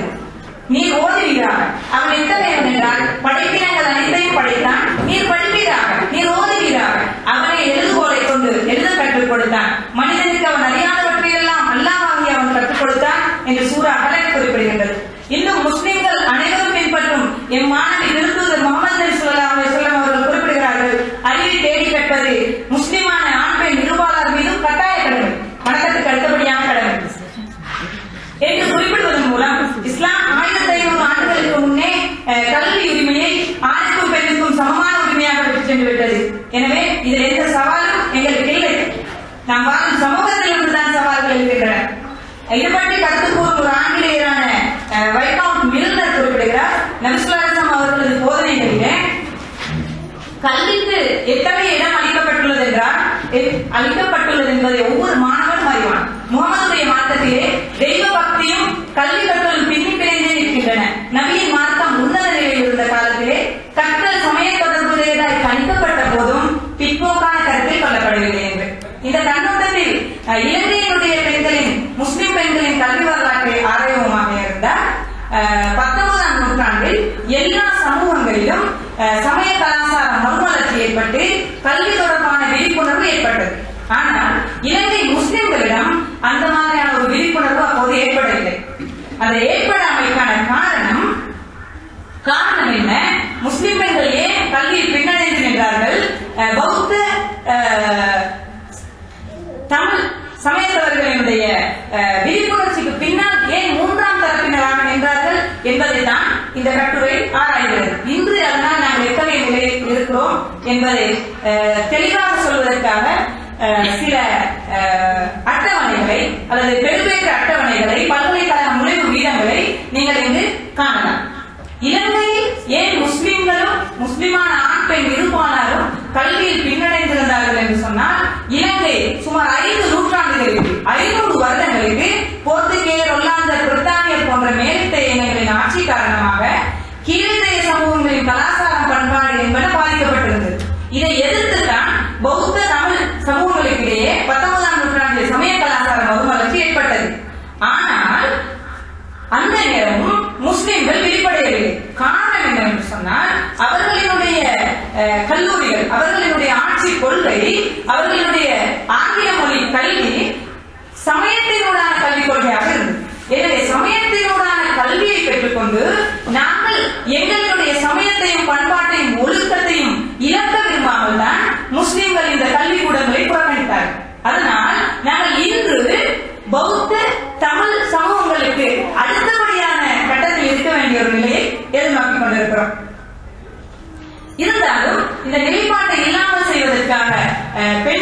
கல்வி முன்னோடி MC சித்திலப்பை அவர்கள் வெகுவாக பாடுபட்டதன் விளைவாக ஓரளவான கல்வி முன்னேற்றம் ஏற்பட்டது. இது எந்த அளவுக்கு என்றால் ஆரம்பத்தில் முஸ்லிம் பெண்களினுடைய எழுத்தறிவு வீதம் 1.7% அளவிலேயே காணப்பட்டது. அதனால் அவர்களுடைய பாடசாலைக்கான சேர்வு வீதமும் மிக குறைவாக இருந்தது. அதாவது தமிழர்களினுடைய வீதத்தையும் விட மிக குறைவு என்பதை இந்த அட்டவணை காட்டும்.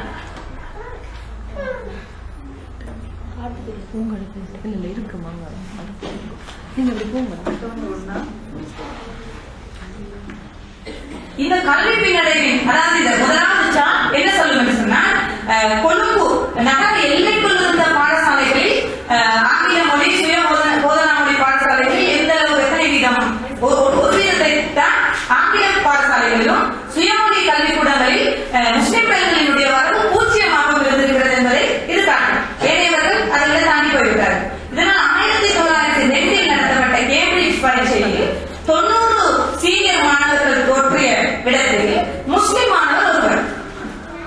ஜூனியர் எக்ஸாமில் 114 பேர் தோற்றியதில் 2 முஸ்லிம் மாணவர்கள். ஆனால் ஒரு மாணவி கூட இடம்பெறவில்லை.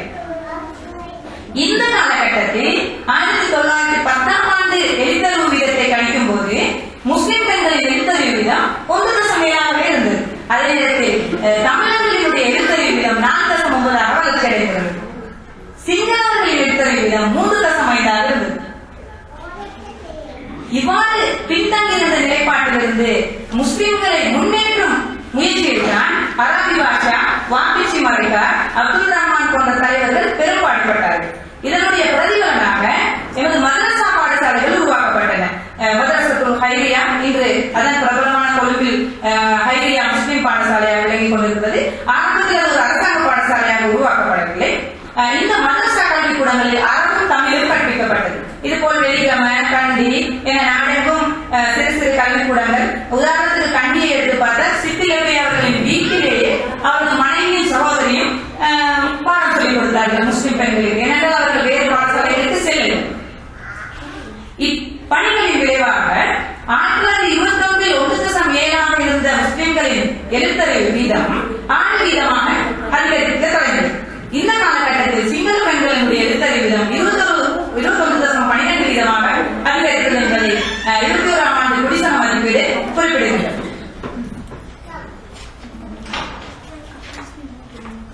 இன்னும் ஆண்கள் பெண்களை நிரூபிப்பவர்களாக இருப்பதனால் அவர்களுடைய பாதுகாப்பு கருதியும் ஆங்கிலேய அல்லது சுயமொழி பாடசாலைகளுக்கு பெண்களை அனுமதிப்பதை தவிர்த்து வந்ததன் காரணமாகவும் தான் பெண்களினுடைய கல்வி எழுத்தறிவு வீதமும் அவர்களுடைய சேர்வு வீதமும் மிக குறைவாக இருந்ததை காணலாம்.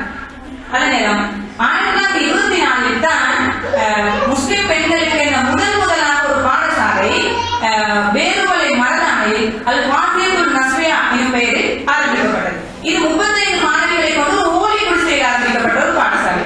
இதனுடைய முதல் அதிபராக நீங்கள் பெருமைப்பட்டுக் கொள்ளலாம். ஒரு யாழ்ப்பாண பெண்மணி திருமதி தங்கம்மாவும் உதவி ஆசிரியரான திருமதி செல்லமுத்துவும் கடமையாற்றியிருக்கிறார்கள். இது 8ஆம் தர குவாலிஃபிகேஷன் எக்ஸாமில் 2 முஸ்லிம் பெண் ஆசிரியர்கள் உருவாகியிருக்கிறார்கள்.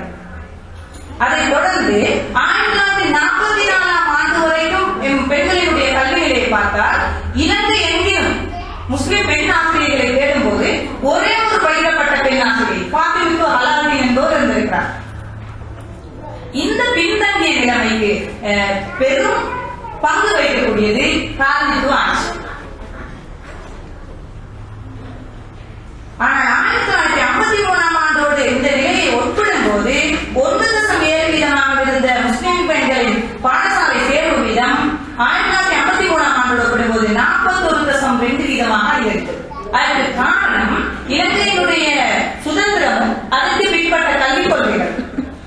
இலவச கல்வி, தாய்மொழி கல்வி, இலவச பாடங்கள், சீருடை என்பன எல்லா சமூகத்தையும் போலவே முஸ்லிம் சமூகத்திலும் ஆழமாக ஊடுருவியது.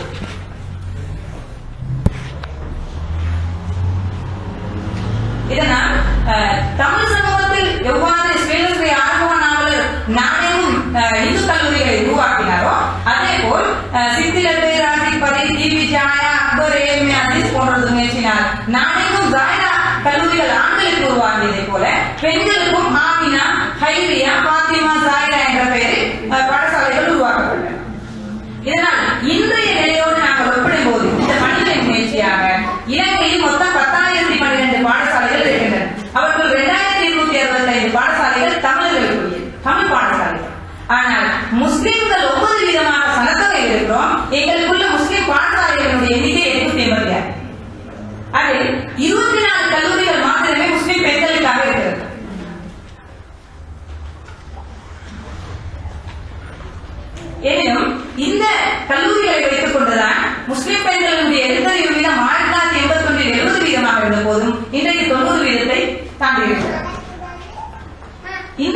வச்சு இந்த காலகட்டத்தோடு எப்படி பொருந்து போகிறது என்பது பார்ப்பதற்காக நாம் 3 நகரங்களிலிருந்து சில எதிர்மாறாக பாடசாலைகளை தேர்வு செய்து அவர்களுடைய கல்வி மட்டம் எவ்வாறு, காப்போத்த சாதாரண தரம் எப்படி, உயர்தரம் எப்படி, அவர்களுடைய பல்கலைக்கழக அனுமதி எப்படி இருக்கிறது என்பதற்காக சில அட்டவணைகளை காட்டியிருக்கிறேன். 3 ஸ்கூல்ஸ் மாத்தளை ஆமினா, கண்டி பதியுதீன் மஹ்மூத் பதியுதீன் கல்லூரி, அடுத்தது கானி முஸ்லிம் மகளிர் கல்லூரி. இது 3லும் பார்க்கும்போது இந்த 3 கல்லூரிகளும் சார் பதியுதீன் மஹ்மூத் அவர்களுடைய முயற்சியினால் 1962 ஆமினா, 1974 கண்டி பதியுதீன் மஹ்மூத், அதே மாதிரி 1965 கானி முஸ்லிம் மகளிர் கல்லூரி என்பன ஆரம்பிக்கப்பட்டிருக்கின்றன. இருந்தாலும் கானி முஸ்லிம் மகளிர் கல்லூரியினுடைய சித்தி வீதம் அதிகரித்துக் கொண்டு போகும் இடத்து மாத்தளை ஆமினா 2வது இடத்திலும் மோசமான ஒரு கல்வி நிலையில் கண்டி பதியுதீன் மஹ்மூத் கல்லூரி விளங்குவதையும் காணலாம். இதற்கு என்ன காரணம் அப்படின்னு சொன்னார். அதாவது கண்டி என்பது ஒரு பிரபலமான நகரம். ஆனால் அங்கு பெற்றோர்களுடைய முஸ்லிம் பெற்றோர்களுடைய மனோநிலை எப்படி இருக்கிறது சொன்னார். படிப்பு எப்படி போனாலும் அவர்கள் செல்வதற்காக இருக்கிறார்கள். அவரை ஓலவல் முடிச்சுட்டா கல்யாணம் முடிச்சு கொடுத்துரும். இந்த மனப்பாங்கு பிள்ளைகளுக்குள்ளும் திணிக்கப்படுகிறது எப்படின்னு சொன்னால், நீங்க என்னதான் பாஸ் பண்ணினாலும் உங்களுக்கு அடுத்து கல்யாணம். அதனால அவங்க பரீட்சையில கவனத்தை செலுத்த தேவை. அடுத்து போக ஸ்டெப் கல்யாணம். என்னன்னா ஓலவல் ரிசல்ட்ஸையும் அந்த மாதிரி தான் வச்சிருக்கிறாங்க. எப்படி கேட்டா, உதாரணத்துக்கு 96ஆம் ஆண்டு நேரடியாக நான் அந்த பாடசாலைக்கு விஜயம் செய்த அவர்களுடைய பரீட்சை பெறுபேரை பரீட்சித்த போது 254 மாணவிகள் சிங்கள மொழி மூலம் தோற்றினார்கள். விஞ்ஞான பாடத்தை எதிர்கோலாக எடுத்த போது அந்த 254 மாணவிகளில் ஒரு மாணவி தான் விசேட சித்தி பெற்றிருக்கிறார் விஞ்ஞான பாடத்தில். அதை இந்த விளையாட்டுரை சுட்டன் என்ற ஒரு அட்டவணை இங்கே தரப்பட்டிருக்கிறது. கண்டி ஹைஸ்கூலையும் தேவிபாலிகா உயர்கல்லூரி கல்வியையும் முஸ்லிம் பாடசாலைகளிடையே ஒப்பீடு நோக்கப்படுகிறது. அவர்களுடைய ஒவ்வொரு பாடத்திலும் எடுத்த சுட்டன் வீதம்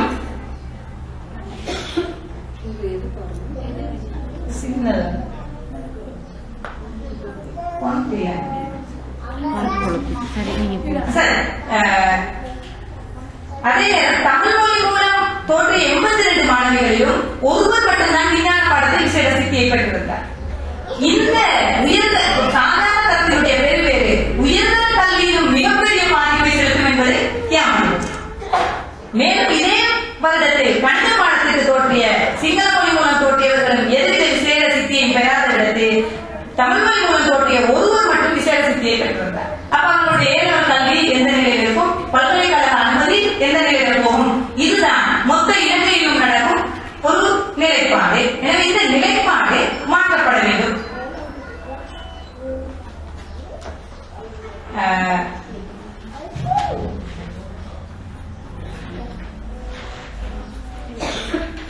அதே நேரம் அடுத்த அட்டவணைப்படி நீங்கள் பார்ப்பீர்களாக இருந்தால், நான் உயர்தரத்தை இப்போது உயர்தரத்தில் எத்தனை மாணவர்கள் இலங்கையில் இருக்கிறார்கள், காப்போத்த சாதாரண தரத்தில் பெண்கள் இருக்கும் நிலையை பார்க்கும் அதே நேரம் கண்டியிலும் மாத்தளையிலும் இருக்கும் 2ஆம் தர கல்லூரிகள், பிரபலமான நகரத்தில் இருக்கும் 2ஆம் தர பாடசாலையின் போது கண்டி சித்திலவை, மாத்தளை இஸ்மானியா, அதோடு நான் திருகோணமலை அழகம்பா வித்யாலயத்தை ஒரு பெற்றோர் பெரிய அட்டவணை தந்திருக்கிறேன். இது அந்த 3 பாடசாலையிலும் திருகோணமலை அழகம்பாவினுடைய சித்தி வீதம் ஆக கூடுதலாக இருக்கிறது. மாத்தளை இஸ்மானியாவும் கண்டி சித்திலவையும் ஆக மோசமான வீழ்ச்சியில் இருக்கிறது. பெண்கள் உதாரணத்துக்கு எடுப்போம் என்று சொன்னால் 1998 30 ஆண்களும் 5 பெண்களும் ஓலவல் பரீட்சைக்கு தோற்று யாருமே சித்தி பெறவில்லை. அதேபோல் கண்டி சித்திலவையில் 98ஆம் ஆண்டு 43 பேர் ஆண்கள், 15 பெண்கள், அதில் ஒவ்வொருவர் சித்தி எழுதியிருக்கிறார்கள் ஓலவல் கல்வி. எனவே இவர்களுடைய உயர்தரம் எந்த ஒரு தாக்கத்தை ஏற்படுத்த போகிறது. இதற்கு காரணம் என்று சொன்னால், இந்த நகரங்களில் வாழும் பெற்றோரின் மனோநிலை, அதாவது மாத்தளை இஸ்மானியா கண்டி சித்திலவை என்பது பிரபலமான பாடசாலைகள் இருக்கும் போது காணப்படும் ஏழ்மையான பாடசாலைகள். அங்கு ஏழைகளினுடைய பிள்ளைகள் படிக்கிறார்கள். அந்த பெற்றோரினுடைய பின்னணி எப்படி இருக்கின்றார், வறுமை, வெளிநாட்டு வேலை வாய்ப்பு, தாய் தந்தை இல்லாத பிள்ளைகள், பகுதியில் வேலைக்கு செல்ல வேண்டிய பிள்ளைகள், இடைநிலைகள் அதிகமாக உள்ள பிள்ளைகள் என இவர்களுடைய கல்வியில் மிகப்பாரிய சவால்கள் விளங்குவதை குடும்ப சுமை காரணமாக வீட்டுக்கு போன தம்பி தங்கச்சி பார்த்துக் கொள்ள வேணும், ஒரு உமா வேலைக்கு போயிட்டு நிறைய நாள் ஸ்கூலுக்கு போகாமல் இருக்க வேண்டும் என்ற நிலைப்பாடுகள் இருக்கும் பாருங்க.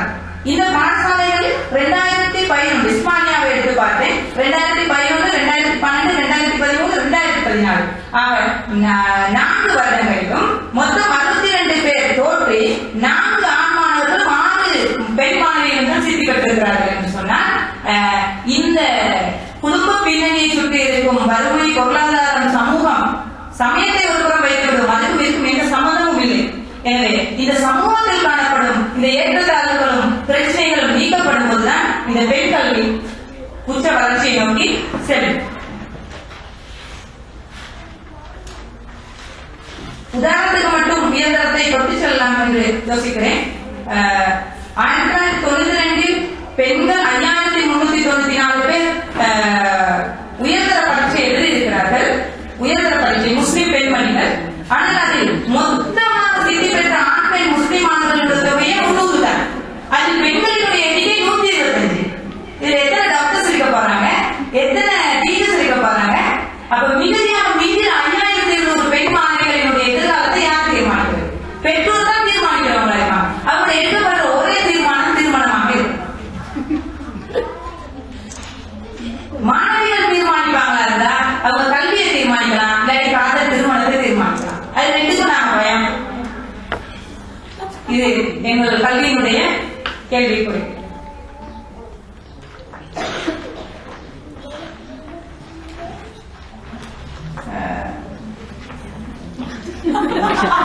சரி, பரவாயில்லை. நான் 2 பக்கத்தை விட்டு பாய்ந்தேன். பல்கலைக்கழக நுழைவு வீதத்தை மாற்றம் எடுத்துக்கொள்வோம். 1951 இருந்து 1961 வரை 10 வருடத்திற்குள் முஸ்லிம் பெண் மாணவிகளுடைய தொகை 10ஐ தாண்டவில்லை. இன்று 10ஐ தாண்டவில்லை.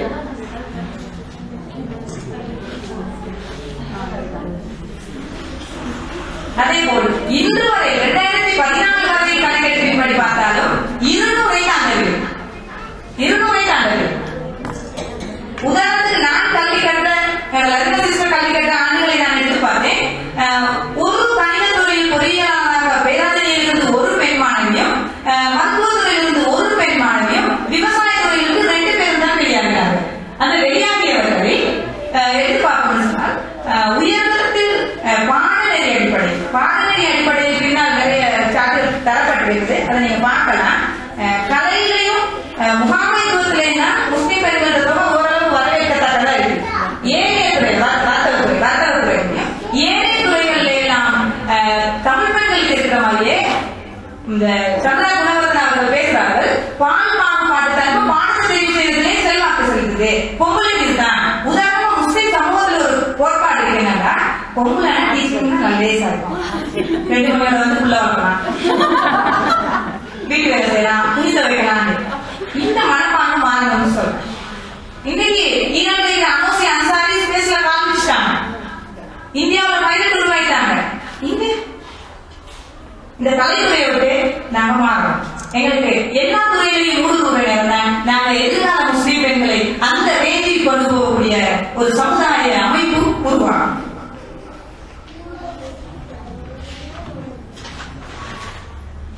இந்த டைமை வச்சு ரொம்ப பயன்பாடு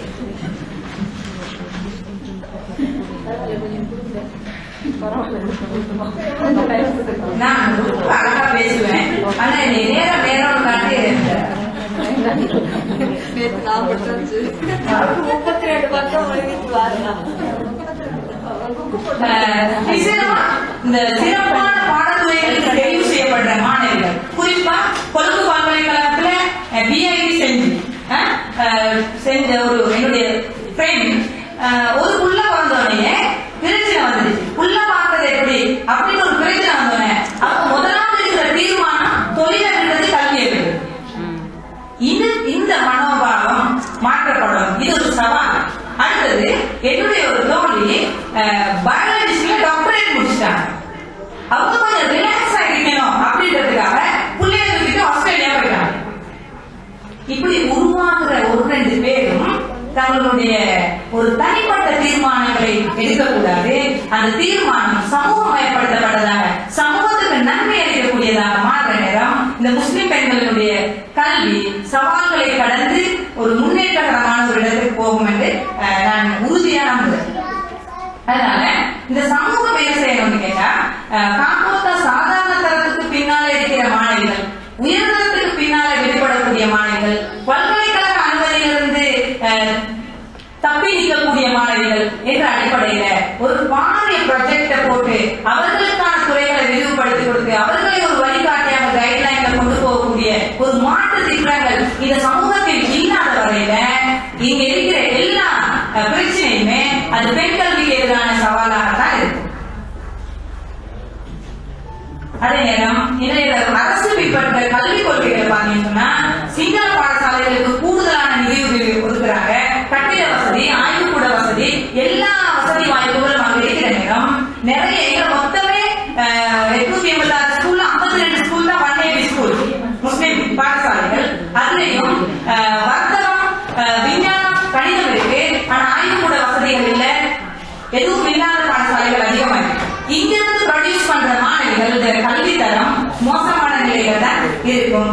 ஆகவே இருந்தாலும் பதுதீன் மஹமூத பார்த்தீங்கன்னா அவங்க அந்த கல்லூரி உருவாக்கப்பட்டதிலிருந்து அந்த மாவட்டத்திலே தெரிவு செய்யப்பட்ட 1800 பல்கலைக்கழக அனுமதியில 800 மாணவிகளை உற்பத்தி செய்த ஒரு பாடசாலையாக கல்லூரி பதுதீன் மஹமூத் கல்லூரி இருக்கு.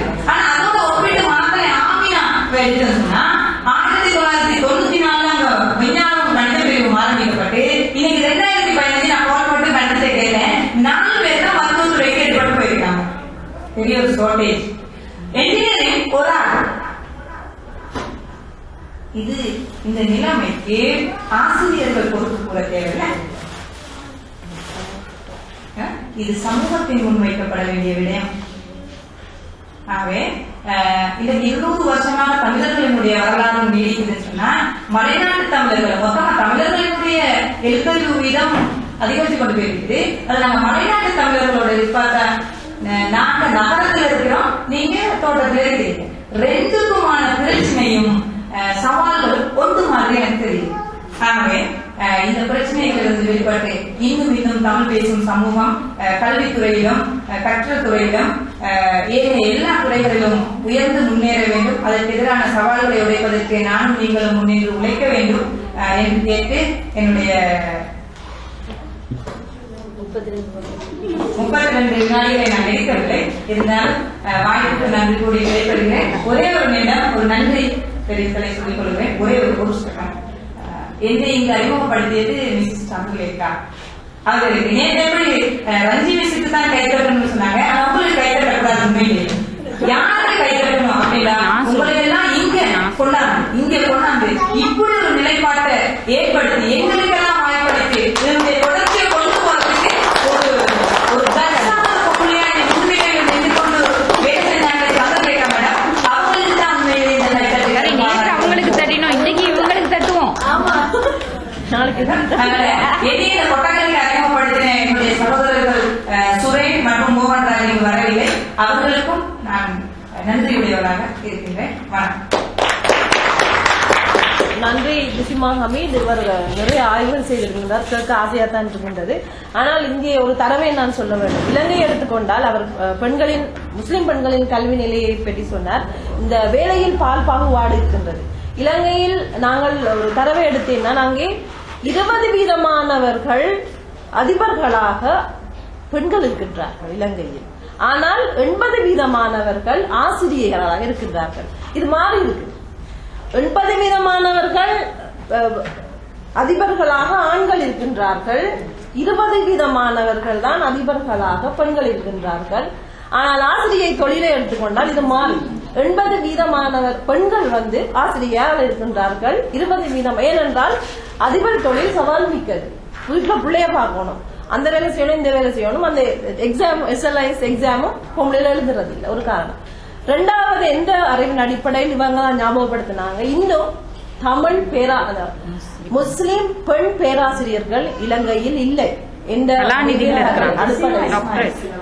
பேராசிரியர் அல்ல, கலாநிதி. அவ கலாநிதி பட்டம் முடிச்சவ. அவ பேராசிரியராக எந்த யூனிவர்சிட்டியிலயும் அவங்க இல்ல என்ற தரவையும் சொல்ல வேண்டும். எந்த சொந்த அனுபவம் என்னோட படிச்ச டாக்டர் முடிச்சவ அவ பேராசிரியர் இல்ல. என்னோட படிச்ச இந்த கால பகுதியில ஒரு ப்ராக்டர் மகள், எல்லாரும் ப்ராக்டர், அதாவது அட்வொகேட் சொல்லுவோம் இல்லையா, 18 வயசோட சொன்ன மாதிரி கல்யாணம் கட்டி கொடுத்தாச்சு. இப்ப அவட புள்ள டாக்டரா இருக்குதான், கேட்க சந்தோஷமா இருக்குது. அப்படி நீந்தாலும் படிப்பிச்சு பிள்ளைன்னு சொல்லி இதான் எங்களோட நிலை. முஸ்லீம் பெண்கள் தமிழுக்கும் இருக்குது. எனக்கு சொன்னாரப்பா, இங்கே ஒரு டீச்சர் வேலையை நீ எடு, சாட்டர்டே சண்டே லீவு, 8 மணிக்கு வந்துடலாம், வீட்டை பிள்ளைய பார்க்கலாம், 3 மாதம் லீவ் கிடைக்கும். பொம்பளைக்கு வேலை டீச்சர் வேலை தான் எங்களுக்கும் சொல்லப்பட்டது. இது இலங்கையில் பரவலாக அந்த வேலையில் பால் பாகுபாடு இருப்பது. அவை இப்போது உங்களுக்காக ஒரு தரவை எடுத்தீங்கன்னா, நாங்க 20% அதிபர்களாக பெண்கள் இருக்கின்றார்கள் இலங்கையில். ஆனால் 80% ஆசிரியர்களாக இருக்கின்றார்கள். இது மாறி இருக்கு. 80% அதிபர்களாக ஆண்கள் இருக்கின்றார்கள், 20% தான் அதிபர்களாக பெண்கள் இருக்கின்றார்கள். ஆனால் ஆசிரியை தொழிலை எடுத்துக்கொண்டால் இது மாறி 80% பெண்கள் ஆசிரியராக இருக்கின்றார்கள், 20%. ஏனென்றால் அதிபர் தொழில் சவால் மிக்கது. வீட்டுல பிள்ளைய பார்க்கணும், அந்த வேலை செய்யணும், இந்த வேலை செய்யணும். அந்த எக்ஸாம், SLIS எக்ஸாமும் பொம்பளையில எழுதுறது இல்லை, ஒரு காரணம். 2வது, எந்த அறிவின் அடிப்படையில் இவங்க தான் ஞாபகப்படுத்தினாங்க, இன்னும் தமிழ் முஸ்லிம் பெண் பேராசிரியர்கள் இலங்கையில் இல்லை. இந்த பேராசிரியர் அல்ல, கலாநிதி. அவ கலாநிதி பட்டம் முடிச்சவ. அவ பேராசிரியராக எந்த யூனிவர்சிட்டியிலயும் அவங்க இல்ல என்ற தரவையும் சொல்ல வேண்டும். எந்த சொந்த அனுபவம் என்னோட படிச்ச டாக்டர் முடிச்சவ அவ பேராசிரியர் இல்ல. என்னோட படிச்ச இந்த கால பகுதியில ஒரு ப்ராக்டர் மகள், எல்லாரும் ப்ராக்டர், அதாவது அட்வொகேட் சொல்லுவோம் இல்லையா, 18 வயசோட சொன்ன மாதிரி கல்யாணம் கட்டி கொடுத்தாச்சு. இப்ப அவட புள்ள டாக்டரா இருக்குதான், கேட்க சந்தோஷமா இருக்குது. அப்படி நீந்தாலும் படிப்பிச்சு பிள்ளைன்னு சொல்லி இதான் எங்களோட நிலை. முஸ்லீம் பெண்கள் தமிழுக்கும் இருக்குது. எனக்கு சொன்னாரப்பா, இங்கே ஒரு டீச்சர் வேலையை நீ எடு, சாட்டர்டே சண்டே லீவு, 8 மணிக்கு வந்துடலாம், வீட்டை பிள்ளைய பார்க்கலாம், 3 மாதம் லீவ் கிடைக்கும். பொம்பளைக்கு வேலை டீச்சர் வேலை தான் எங்களுக்கும் சொல்லப்பட்டது. இது இலங்கையில் பரவலாக அந்த வேலையில் பால் பாகுபாடு இருப்பது. அவை இப்போது உங்களுக்காக வேண்டிய நேரம் ஒதுக்கப்படுது. நீங்க 5 பேர் கையை தூக்குறீங்களா, ஆர்டர்ல சொல்லலாம். மிகவும் சுருக்கமாக உங்களுடைய கருத்துக்களையோ அல்லது நீங்க இதுல சேர்க்க வேண்டியதை சொல்லலாம். யாரு பேச போறீங்க? 1, 2, நீங்க 3 இங்க இருக்குது. முந்திராக்கள் 4, இந்த 4 பேர் 5 5யோட முடியும். நீங்க சொல்லுங்க. விதவை பெண்களுடைய ஆய்வு கட்டுரை செய்து இவங்கள் பின்னூட்டம் தராங்க. தயவு செய்து எல்லாரும் அமைதியா கேளுங்க.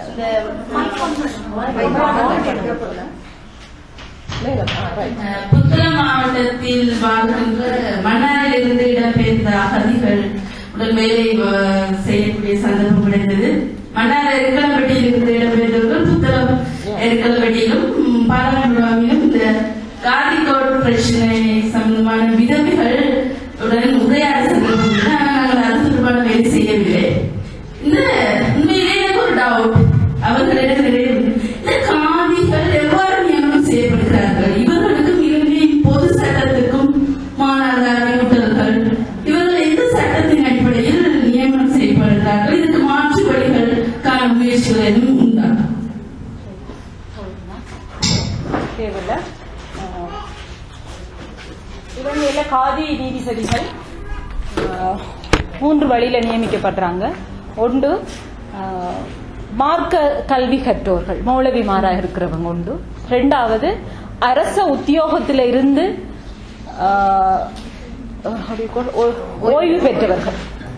ஓய்வு பெற்றவர்களாக இருக்கிறாங்க. மற்றது அந்த காதிமாராக நியமிக்கப்படுறவங்க சிலவர்கள் அரசியல் தாக்கத்தின் அடிப்படையில 3 வகையில வராங்க. அப்ப அரசியல் செல்வாக்குல எனவே இந்த அரசியல் செல்வாக்குல வாரவங்களுக்கு சில நேரங்கள்ல விஷயம் தெரியாம கூட இருக்கலாம், கல்வி கற்காதவர்களா கூட அவங்க இருக்கலாம். அரசியல் செல்வாக்கு என்பது தவிர்க்க முடியாதது. அடுத்த சகோதரி கேட்ட விடயம் என்னன்னு சொன்னா அதுக்கான வழிமுறைகள். இது தொடர்பான பிரச்சனைகள் விடிவெள்ளி பத்தியிலையும் காதிக்கோடுன்னு ஒரு சப்ஜெக்ட் எழுதி கொண்டு வராங்க. இந்த பிரச்சனைகள் குறித்து குவாசி கோட்ஸுக்குள்ள மேன்முறையீட்டு நீதிமன்றம் ஒன்று காணப்படுது. அங்க இது தொடர்புல கதைச்ச நேரம் பிரச்சனை என்ன சொன்னா நியமிக்கப்பட்ட 3 அடிப்படையில. மற்றது என்ன சொன்னீங்க? மாற்று தீர்வு என்று சொன்ன நேரம் ஏற்கனவே எங்களுடைய நீதி அமைச்சராக இருந்த ரவுஃப் ஹக்கீம் அவர்கள்ட்ட நாங்க இந்த பிரச்சனையை முன் வச்சிருக்கிறோம். நாங்க எங்களுடைய ரேடியோ ப்ரோக்ராம் மூலமும் கொண்டு போயிருக்கிறோம். மற்றது அவங்களுக்குள்ள காதிக்கோட்டுக்குள்ள உள்ள ஒரு போர்ட் ஆஃப் காசின்னு ஒன்று இருக்குது. அவங்களும் இந்த பிரச்சனைகளை முன் வச்சிருக்கிறாங்க. ஆனா அவர் அந்த கவர்மெண்ட்ல பழைய கவர்மெண்ட்ல அதை செய்ய முடியாம போயிட்டது. இப்பொழுது நீதி அமைச்சராக வேற ஒருத்தர் வந்திருக்கிறார். எனவே அந்த கடிதங்கள் அந்த ஃபைல்கள் திரும்ப மேலெழுப்பப்படுமாக இருந்தால் இந்த பிரச்சனைகளுக்கான ஒரு முடிவு கொண்டு வரப்படும். ஆனா இன்னும் போராடி கொண்டுதான் இருக்கிறோம். ஒரு கல்வி கற்றவர்கள், விஷயம் தெரிந்தவர்கள் இந்த தொழிலுக்குள்ள வரணுங்கிறதுக்காக வேண்டி, அதே போல பெண் காதி நீதிபதிகள் வர வேண்டும் என்ற எங்களுடைய கருத்துக்களும் முன்வைக்கப்பட்டிருக்கின்றது. அப்படி கல்வி கற்றவர்களுக்கு அவ்வாறு கால் பண்ணுவாங்களாக இருந்தால், இது இன்னும் அது பப்ளிக்காக கால் பண்ணப்படுறல அவங்களாக நியமிச்சு கொண்டு போறாங்க. அப்படி நியமிப்பாக கால் பண்ணுவாங்களாக இருந்தா எங்களுடைய பெண்களும் அதுக்கு உள்வாங்கப்படுவாங்க என்பதனை கூறிக்கொண்டு விடைபெறுகிறேன். இவங்க சொன்னதோட நான் சொல்லணும், இந்த காதி பெண்களுக்கும் பெண் காதிகளாக வர வேண்டும் என்று சிபாரிசு செய்யப்பட்டு அது கிட்டத்தட்ட ஓரளவு கொண்டு போயிருக்கு. மிக விரைவில் அது நடைமுறைக்கு வரும் சாத்தியக்கூறுகள் காணப்படுகின்றன. அடுத்த 2வது இவங்க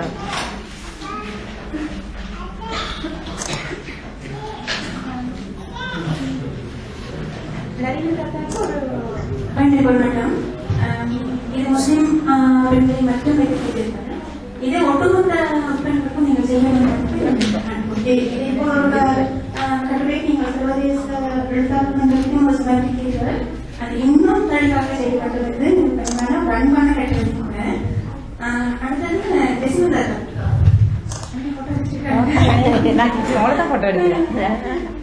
முஸ்லிம் கேர்ள்ஸ் தொழில் பற்றி கூறுவீங்க. நான் ஒரு 10 வருஷம் முஸ்லிம் கேர்ள்ஸோட இருந்ததுனால அவங்களோட மென்டாலிட்டி இது தேவைப்படாது. படிச்சு யூனிவர்சிட்டிக்கு வந்து அது வீட்டுல கிடைக்கிறதா அந்த மென்டாலிட்டி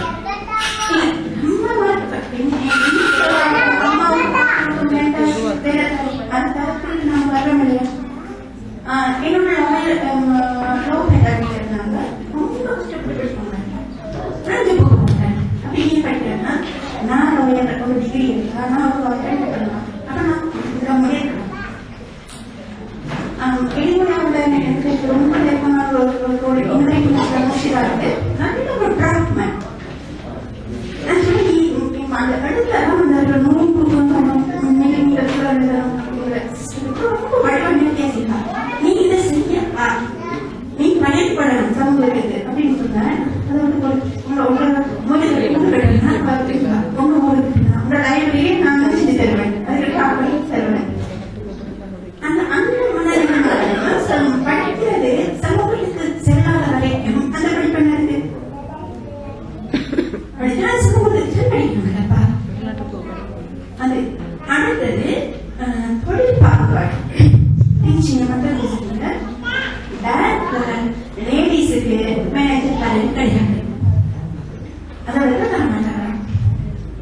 காரணம் என்னன்னா அவங்க பிரசவ லீவ் கொடுக்கணும். இப்ப வந்து 3 மாசத்துல பொதுவாவா முஸ்லிம் இல்ல இருக்கிறாங்க.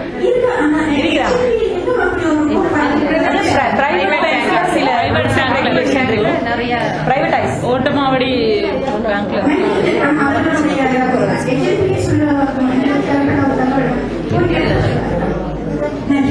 பேங்க்ல ஒரு நிமிஷம் பேசலாம். சொல்லிட்டு அந்த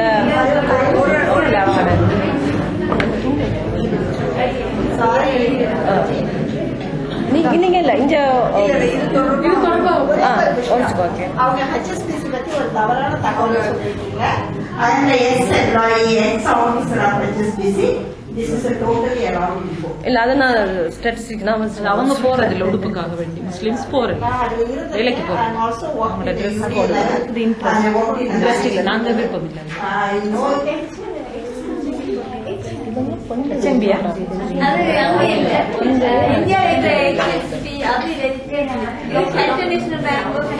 HNB ஓகே வேணா இந்த இலங்கையில் சென்ட்ரல் பேங்க் மத்திய வங்கியின் இலங்கையில் இவர் சொன்ன இந்த கூற்று சரியானது அரசுதான். மத்திய வங்கியில் கணக்கெடுப்பில் வந்து இலங்கையில் வந்து 4-7 இடையில் உள்ள வீதத்தில் பெண்கள் வந்து முகாமையாளர்களாக இருக்கிறார்கள். அது முஸ்லிம் தமிழ் பெண்கள் வீதம் வந்து 7% இருக்கின்றது இலங்கையில் இந்த தரவு. மேடம் வந்து நீங்க சொன்னீங்க இந்த படிக்கிறாங்க வேலைக்கு போறாங்க இல்லைன்னு சொன்னீங்க. அது முஸ்லிம் மக்கள் அல்ல. சட்டத்துறையில் இருக்கும் சராசரியா பெண்கள் சட்டக்கல்லூரியில் பார்த்தால் அவர்களுக்கும் 70% இடையில் சட்டத்தை பயில்பவர்கள் பெண்களாக இருக்கின்றார்கள். அதே நேரம் நாங்கள் என்ன சொல்றது நீதிமன்றத்தில் போனால் அங்கே வழக்காடுபவர்கள் பெண்களின் விதம் மிகவும் குறைவாக இருக்கின்றது. இதனால் இது வந்து சவால் மிக்க ஒரு துறை வரும். ஆகவே பெண்கள் படிப்பாங்க வேலைக்கு மாறதில்லை. நீங்க போய் பாத்தீங்கன்னா 70% கூடியவர்கள் பெண்களாகத்தான் இருக்கிறார்கள். இது முஸ்லிம் பெண்களுக்கு மட்டுமல்ல பொதுவான இலங்கையில் படிப்பு ஒரு நிமிஷம் காத்தான்குடியில முஸ்லிம் பெண் நீதிபதி ஆயிட்டாங்க. மைமூனா அஹ்மத் முஸ்லிம் லேடி தான். கல்முனை அவங்க தொடர்ந்துருக்காங்க. வீட்டுல எடுத்துட்டாம வருவாங்க. நீங்க ஜொத்தையோட படிங்க சொல்லி அவங்க ஒரு பாலிசி வச்சிருக்காங்க. எங்களோட குழந்தைய நாங்க நல்லா படிப்பிக்கிறதுக்கு தெளிவான ஒரு தாயா இருக்கணும். அது சமூகத்துக்கு சென்றடையணுமா இல்லையான்னு தெரியல. குடும்பம் சமூகம் என்ற அடிப்படையில் அவங்க ஒரு வச்சிருக்காங்க. ஆனா நீங்க விரும்புற மாதிரியே நானும் ஆசைப்படுறேன். சமூகத்துக்கு கிடைக்கணும் கட்டாயம். அது நாங்க சமூகமயப்படுத்தணும். அதுல உழைக்கணும். அடுத்தா கேட்டவங்க அஞ்சு அப்புறம் கேஷாயினி கொடுங்க. எனக்கு வந்து ஒரு கேள்வி ஷாமிலாட்ட ஷாமிலாட்ட ஒரு கேள்வி என்ன சொன்னா அந்த திருமணம் பற்றி சொன்னீங்க தானே. அந்த திருமண பந்தத்துல வந்து பெண்ணுக்கு வந்து எழுத்து மூலமான இது இல்லை. எனக்கு உண்மையா புதுசு இல்ல இலங்கை தனியார் சட்டத்துல சிக்னேச்சர் இல்ல. பெண்ணுடைய கையெழுத்து இல்லாமலே உங்க கல்யாணம் முடிச்சு வச்சிடலாம். அதைக்கு அது இல்ல. இதுவும் இலங்கையில உள்ள இஸ்லாத்துல இருக்குது. இஸ்லாத்துல இருக்குது பெண்ணுடைய அனுமதி கேட்கப்படும் இஸ்லாமிய சட்டம் இருக்கு. இலங்கையில இல்ல. இலங்கையில முஸ்லீம் தனியார் சட்டம் ஒன்று இருக்குதானே. அவங்க அது பொம்பளோட தேவையில்லான்னு விட்டு வச்சிருக்காங்க. அதெல்லாம்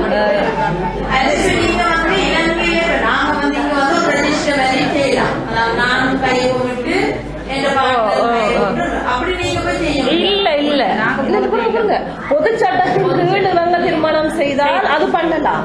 முஸ்லீம் அந்த முஸ்லீம் பதிவாளர்கிட்ட போய் இவங்க அந்த திருமணம் செய்யறதால அவங்க சைன் பண்றல. ஆனா எங்களுடைய பொது சட்டத்தின் திருமணம் பண்ணாலும் அவங்க சைன் பண்ணலாம். பொது சட்டத்துல நாங்க இது பண்றோம் இல்லையா.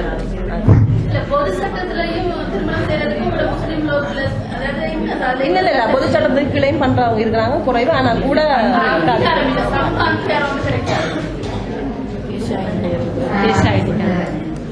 சமூக அங்கீகாரம் இல்லடா.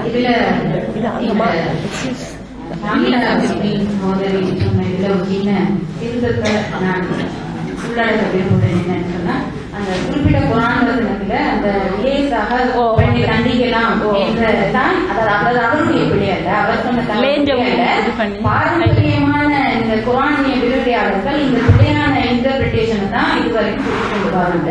ஆனா நவீன இஸ்லாமிய அறிஞர்கள் குரானை முழுக்க ஆய்வு செய்து இந்த வரக என்று சொல்ற அந்த குறிப்பிட்ட சொல் குரான் முழுக்க கிட்டத்தட்ட 14 அல்லது 17 இடங்கள்ல வருது.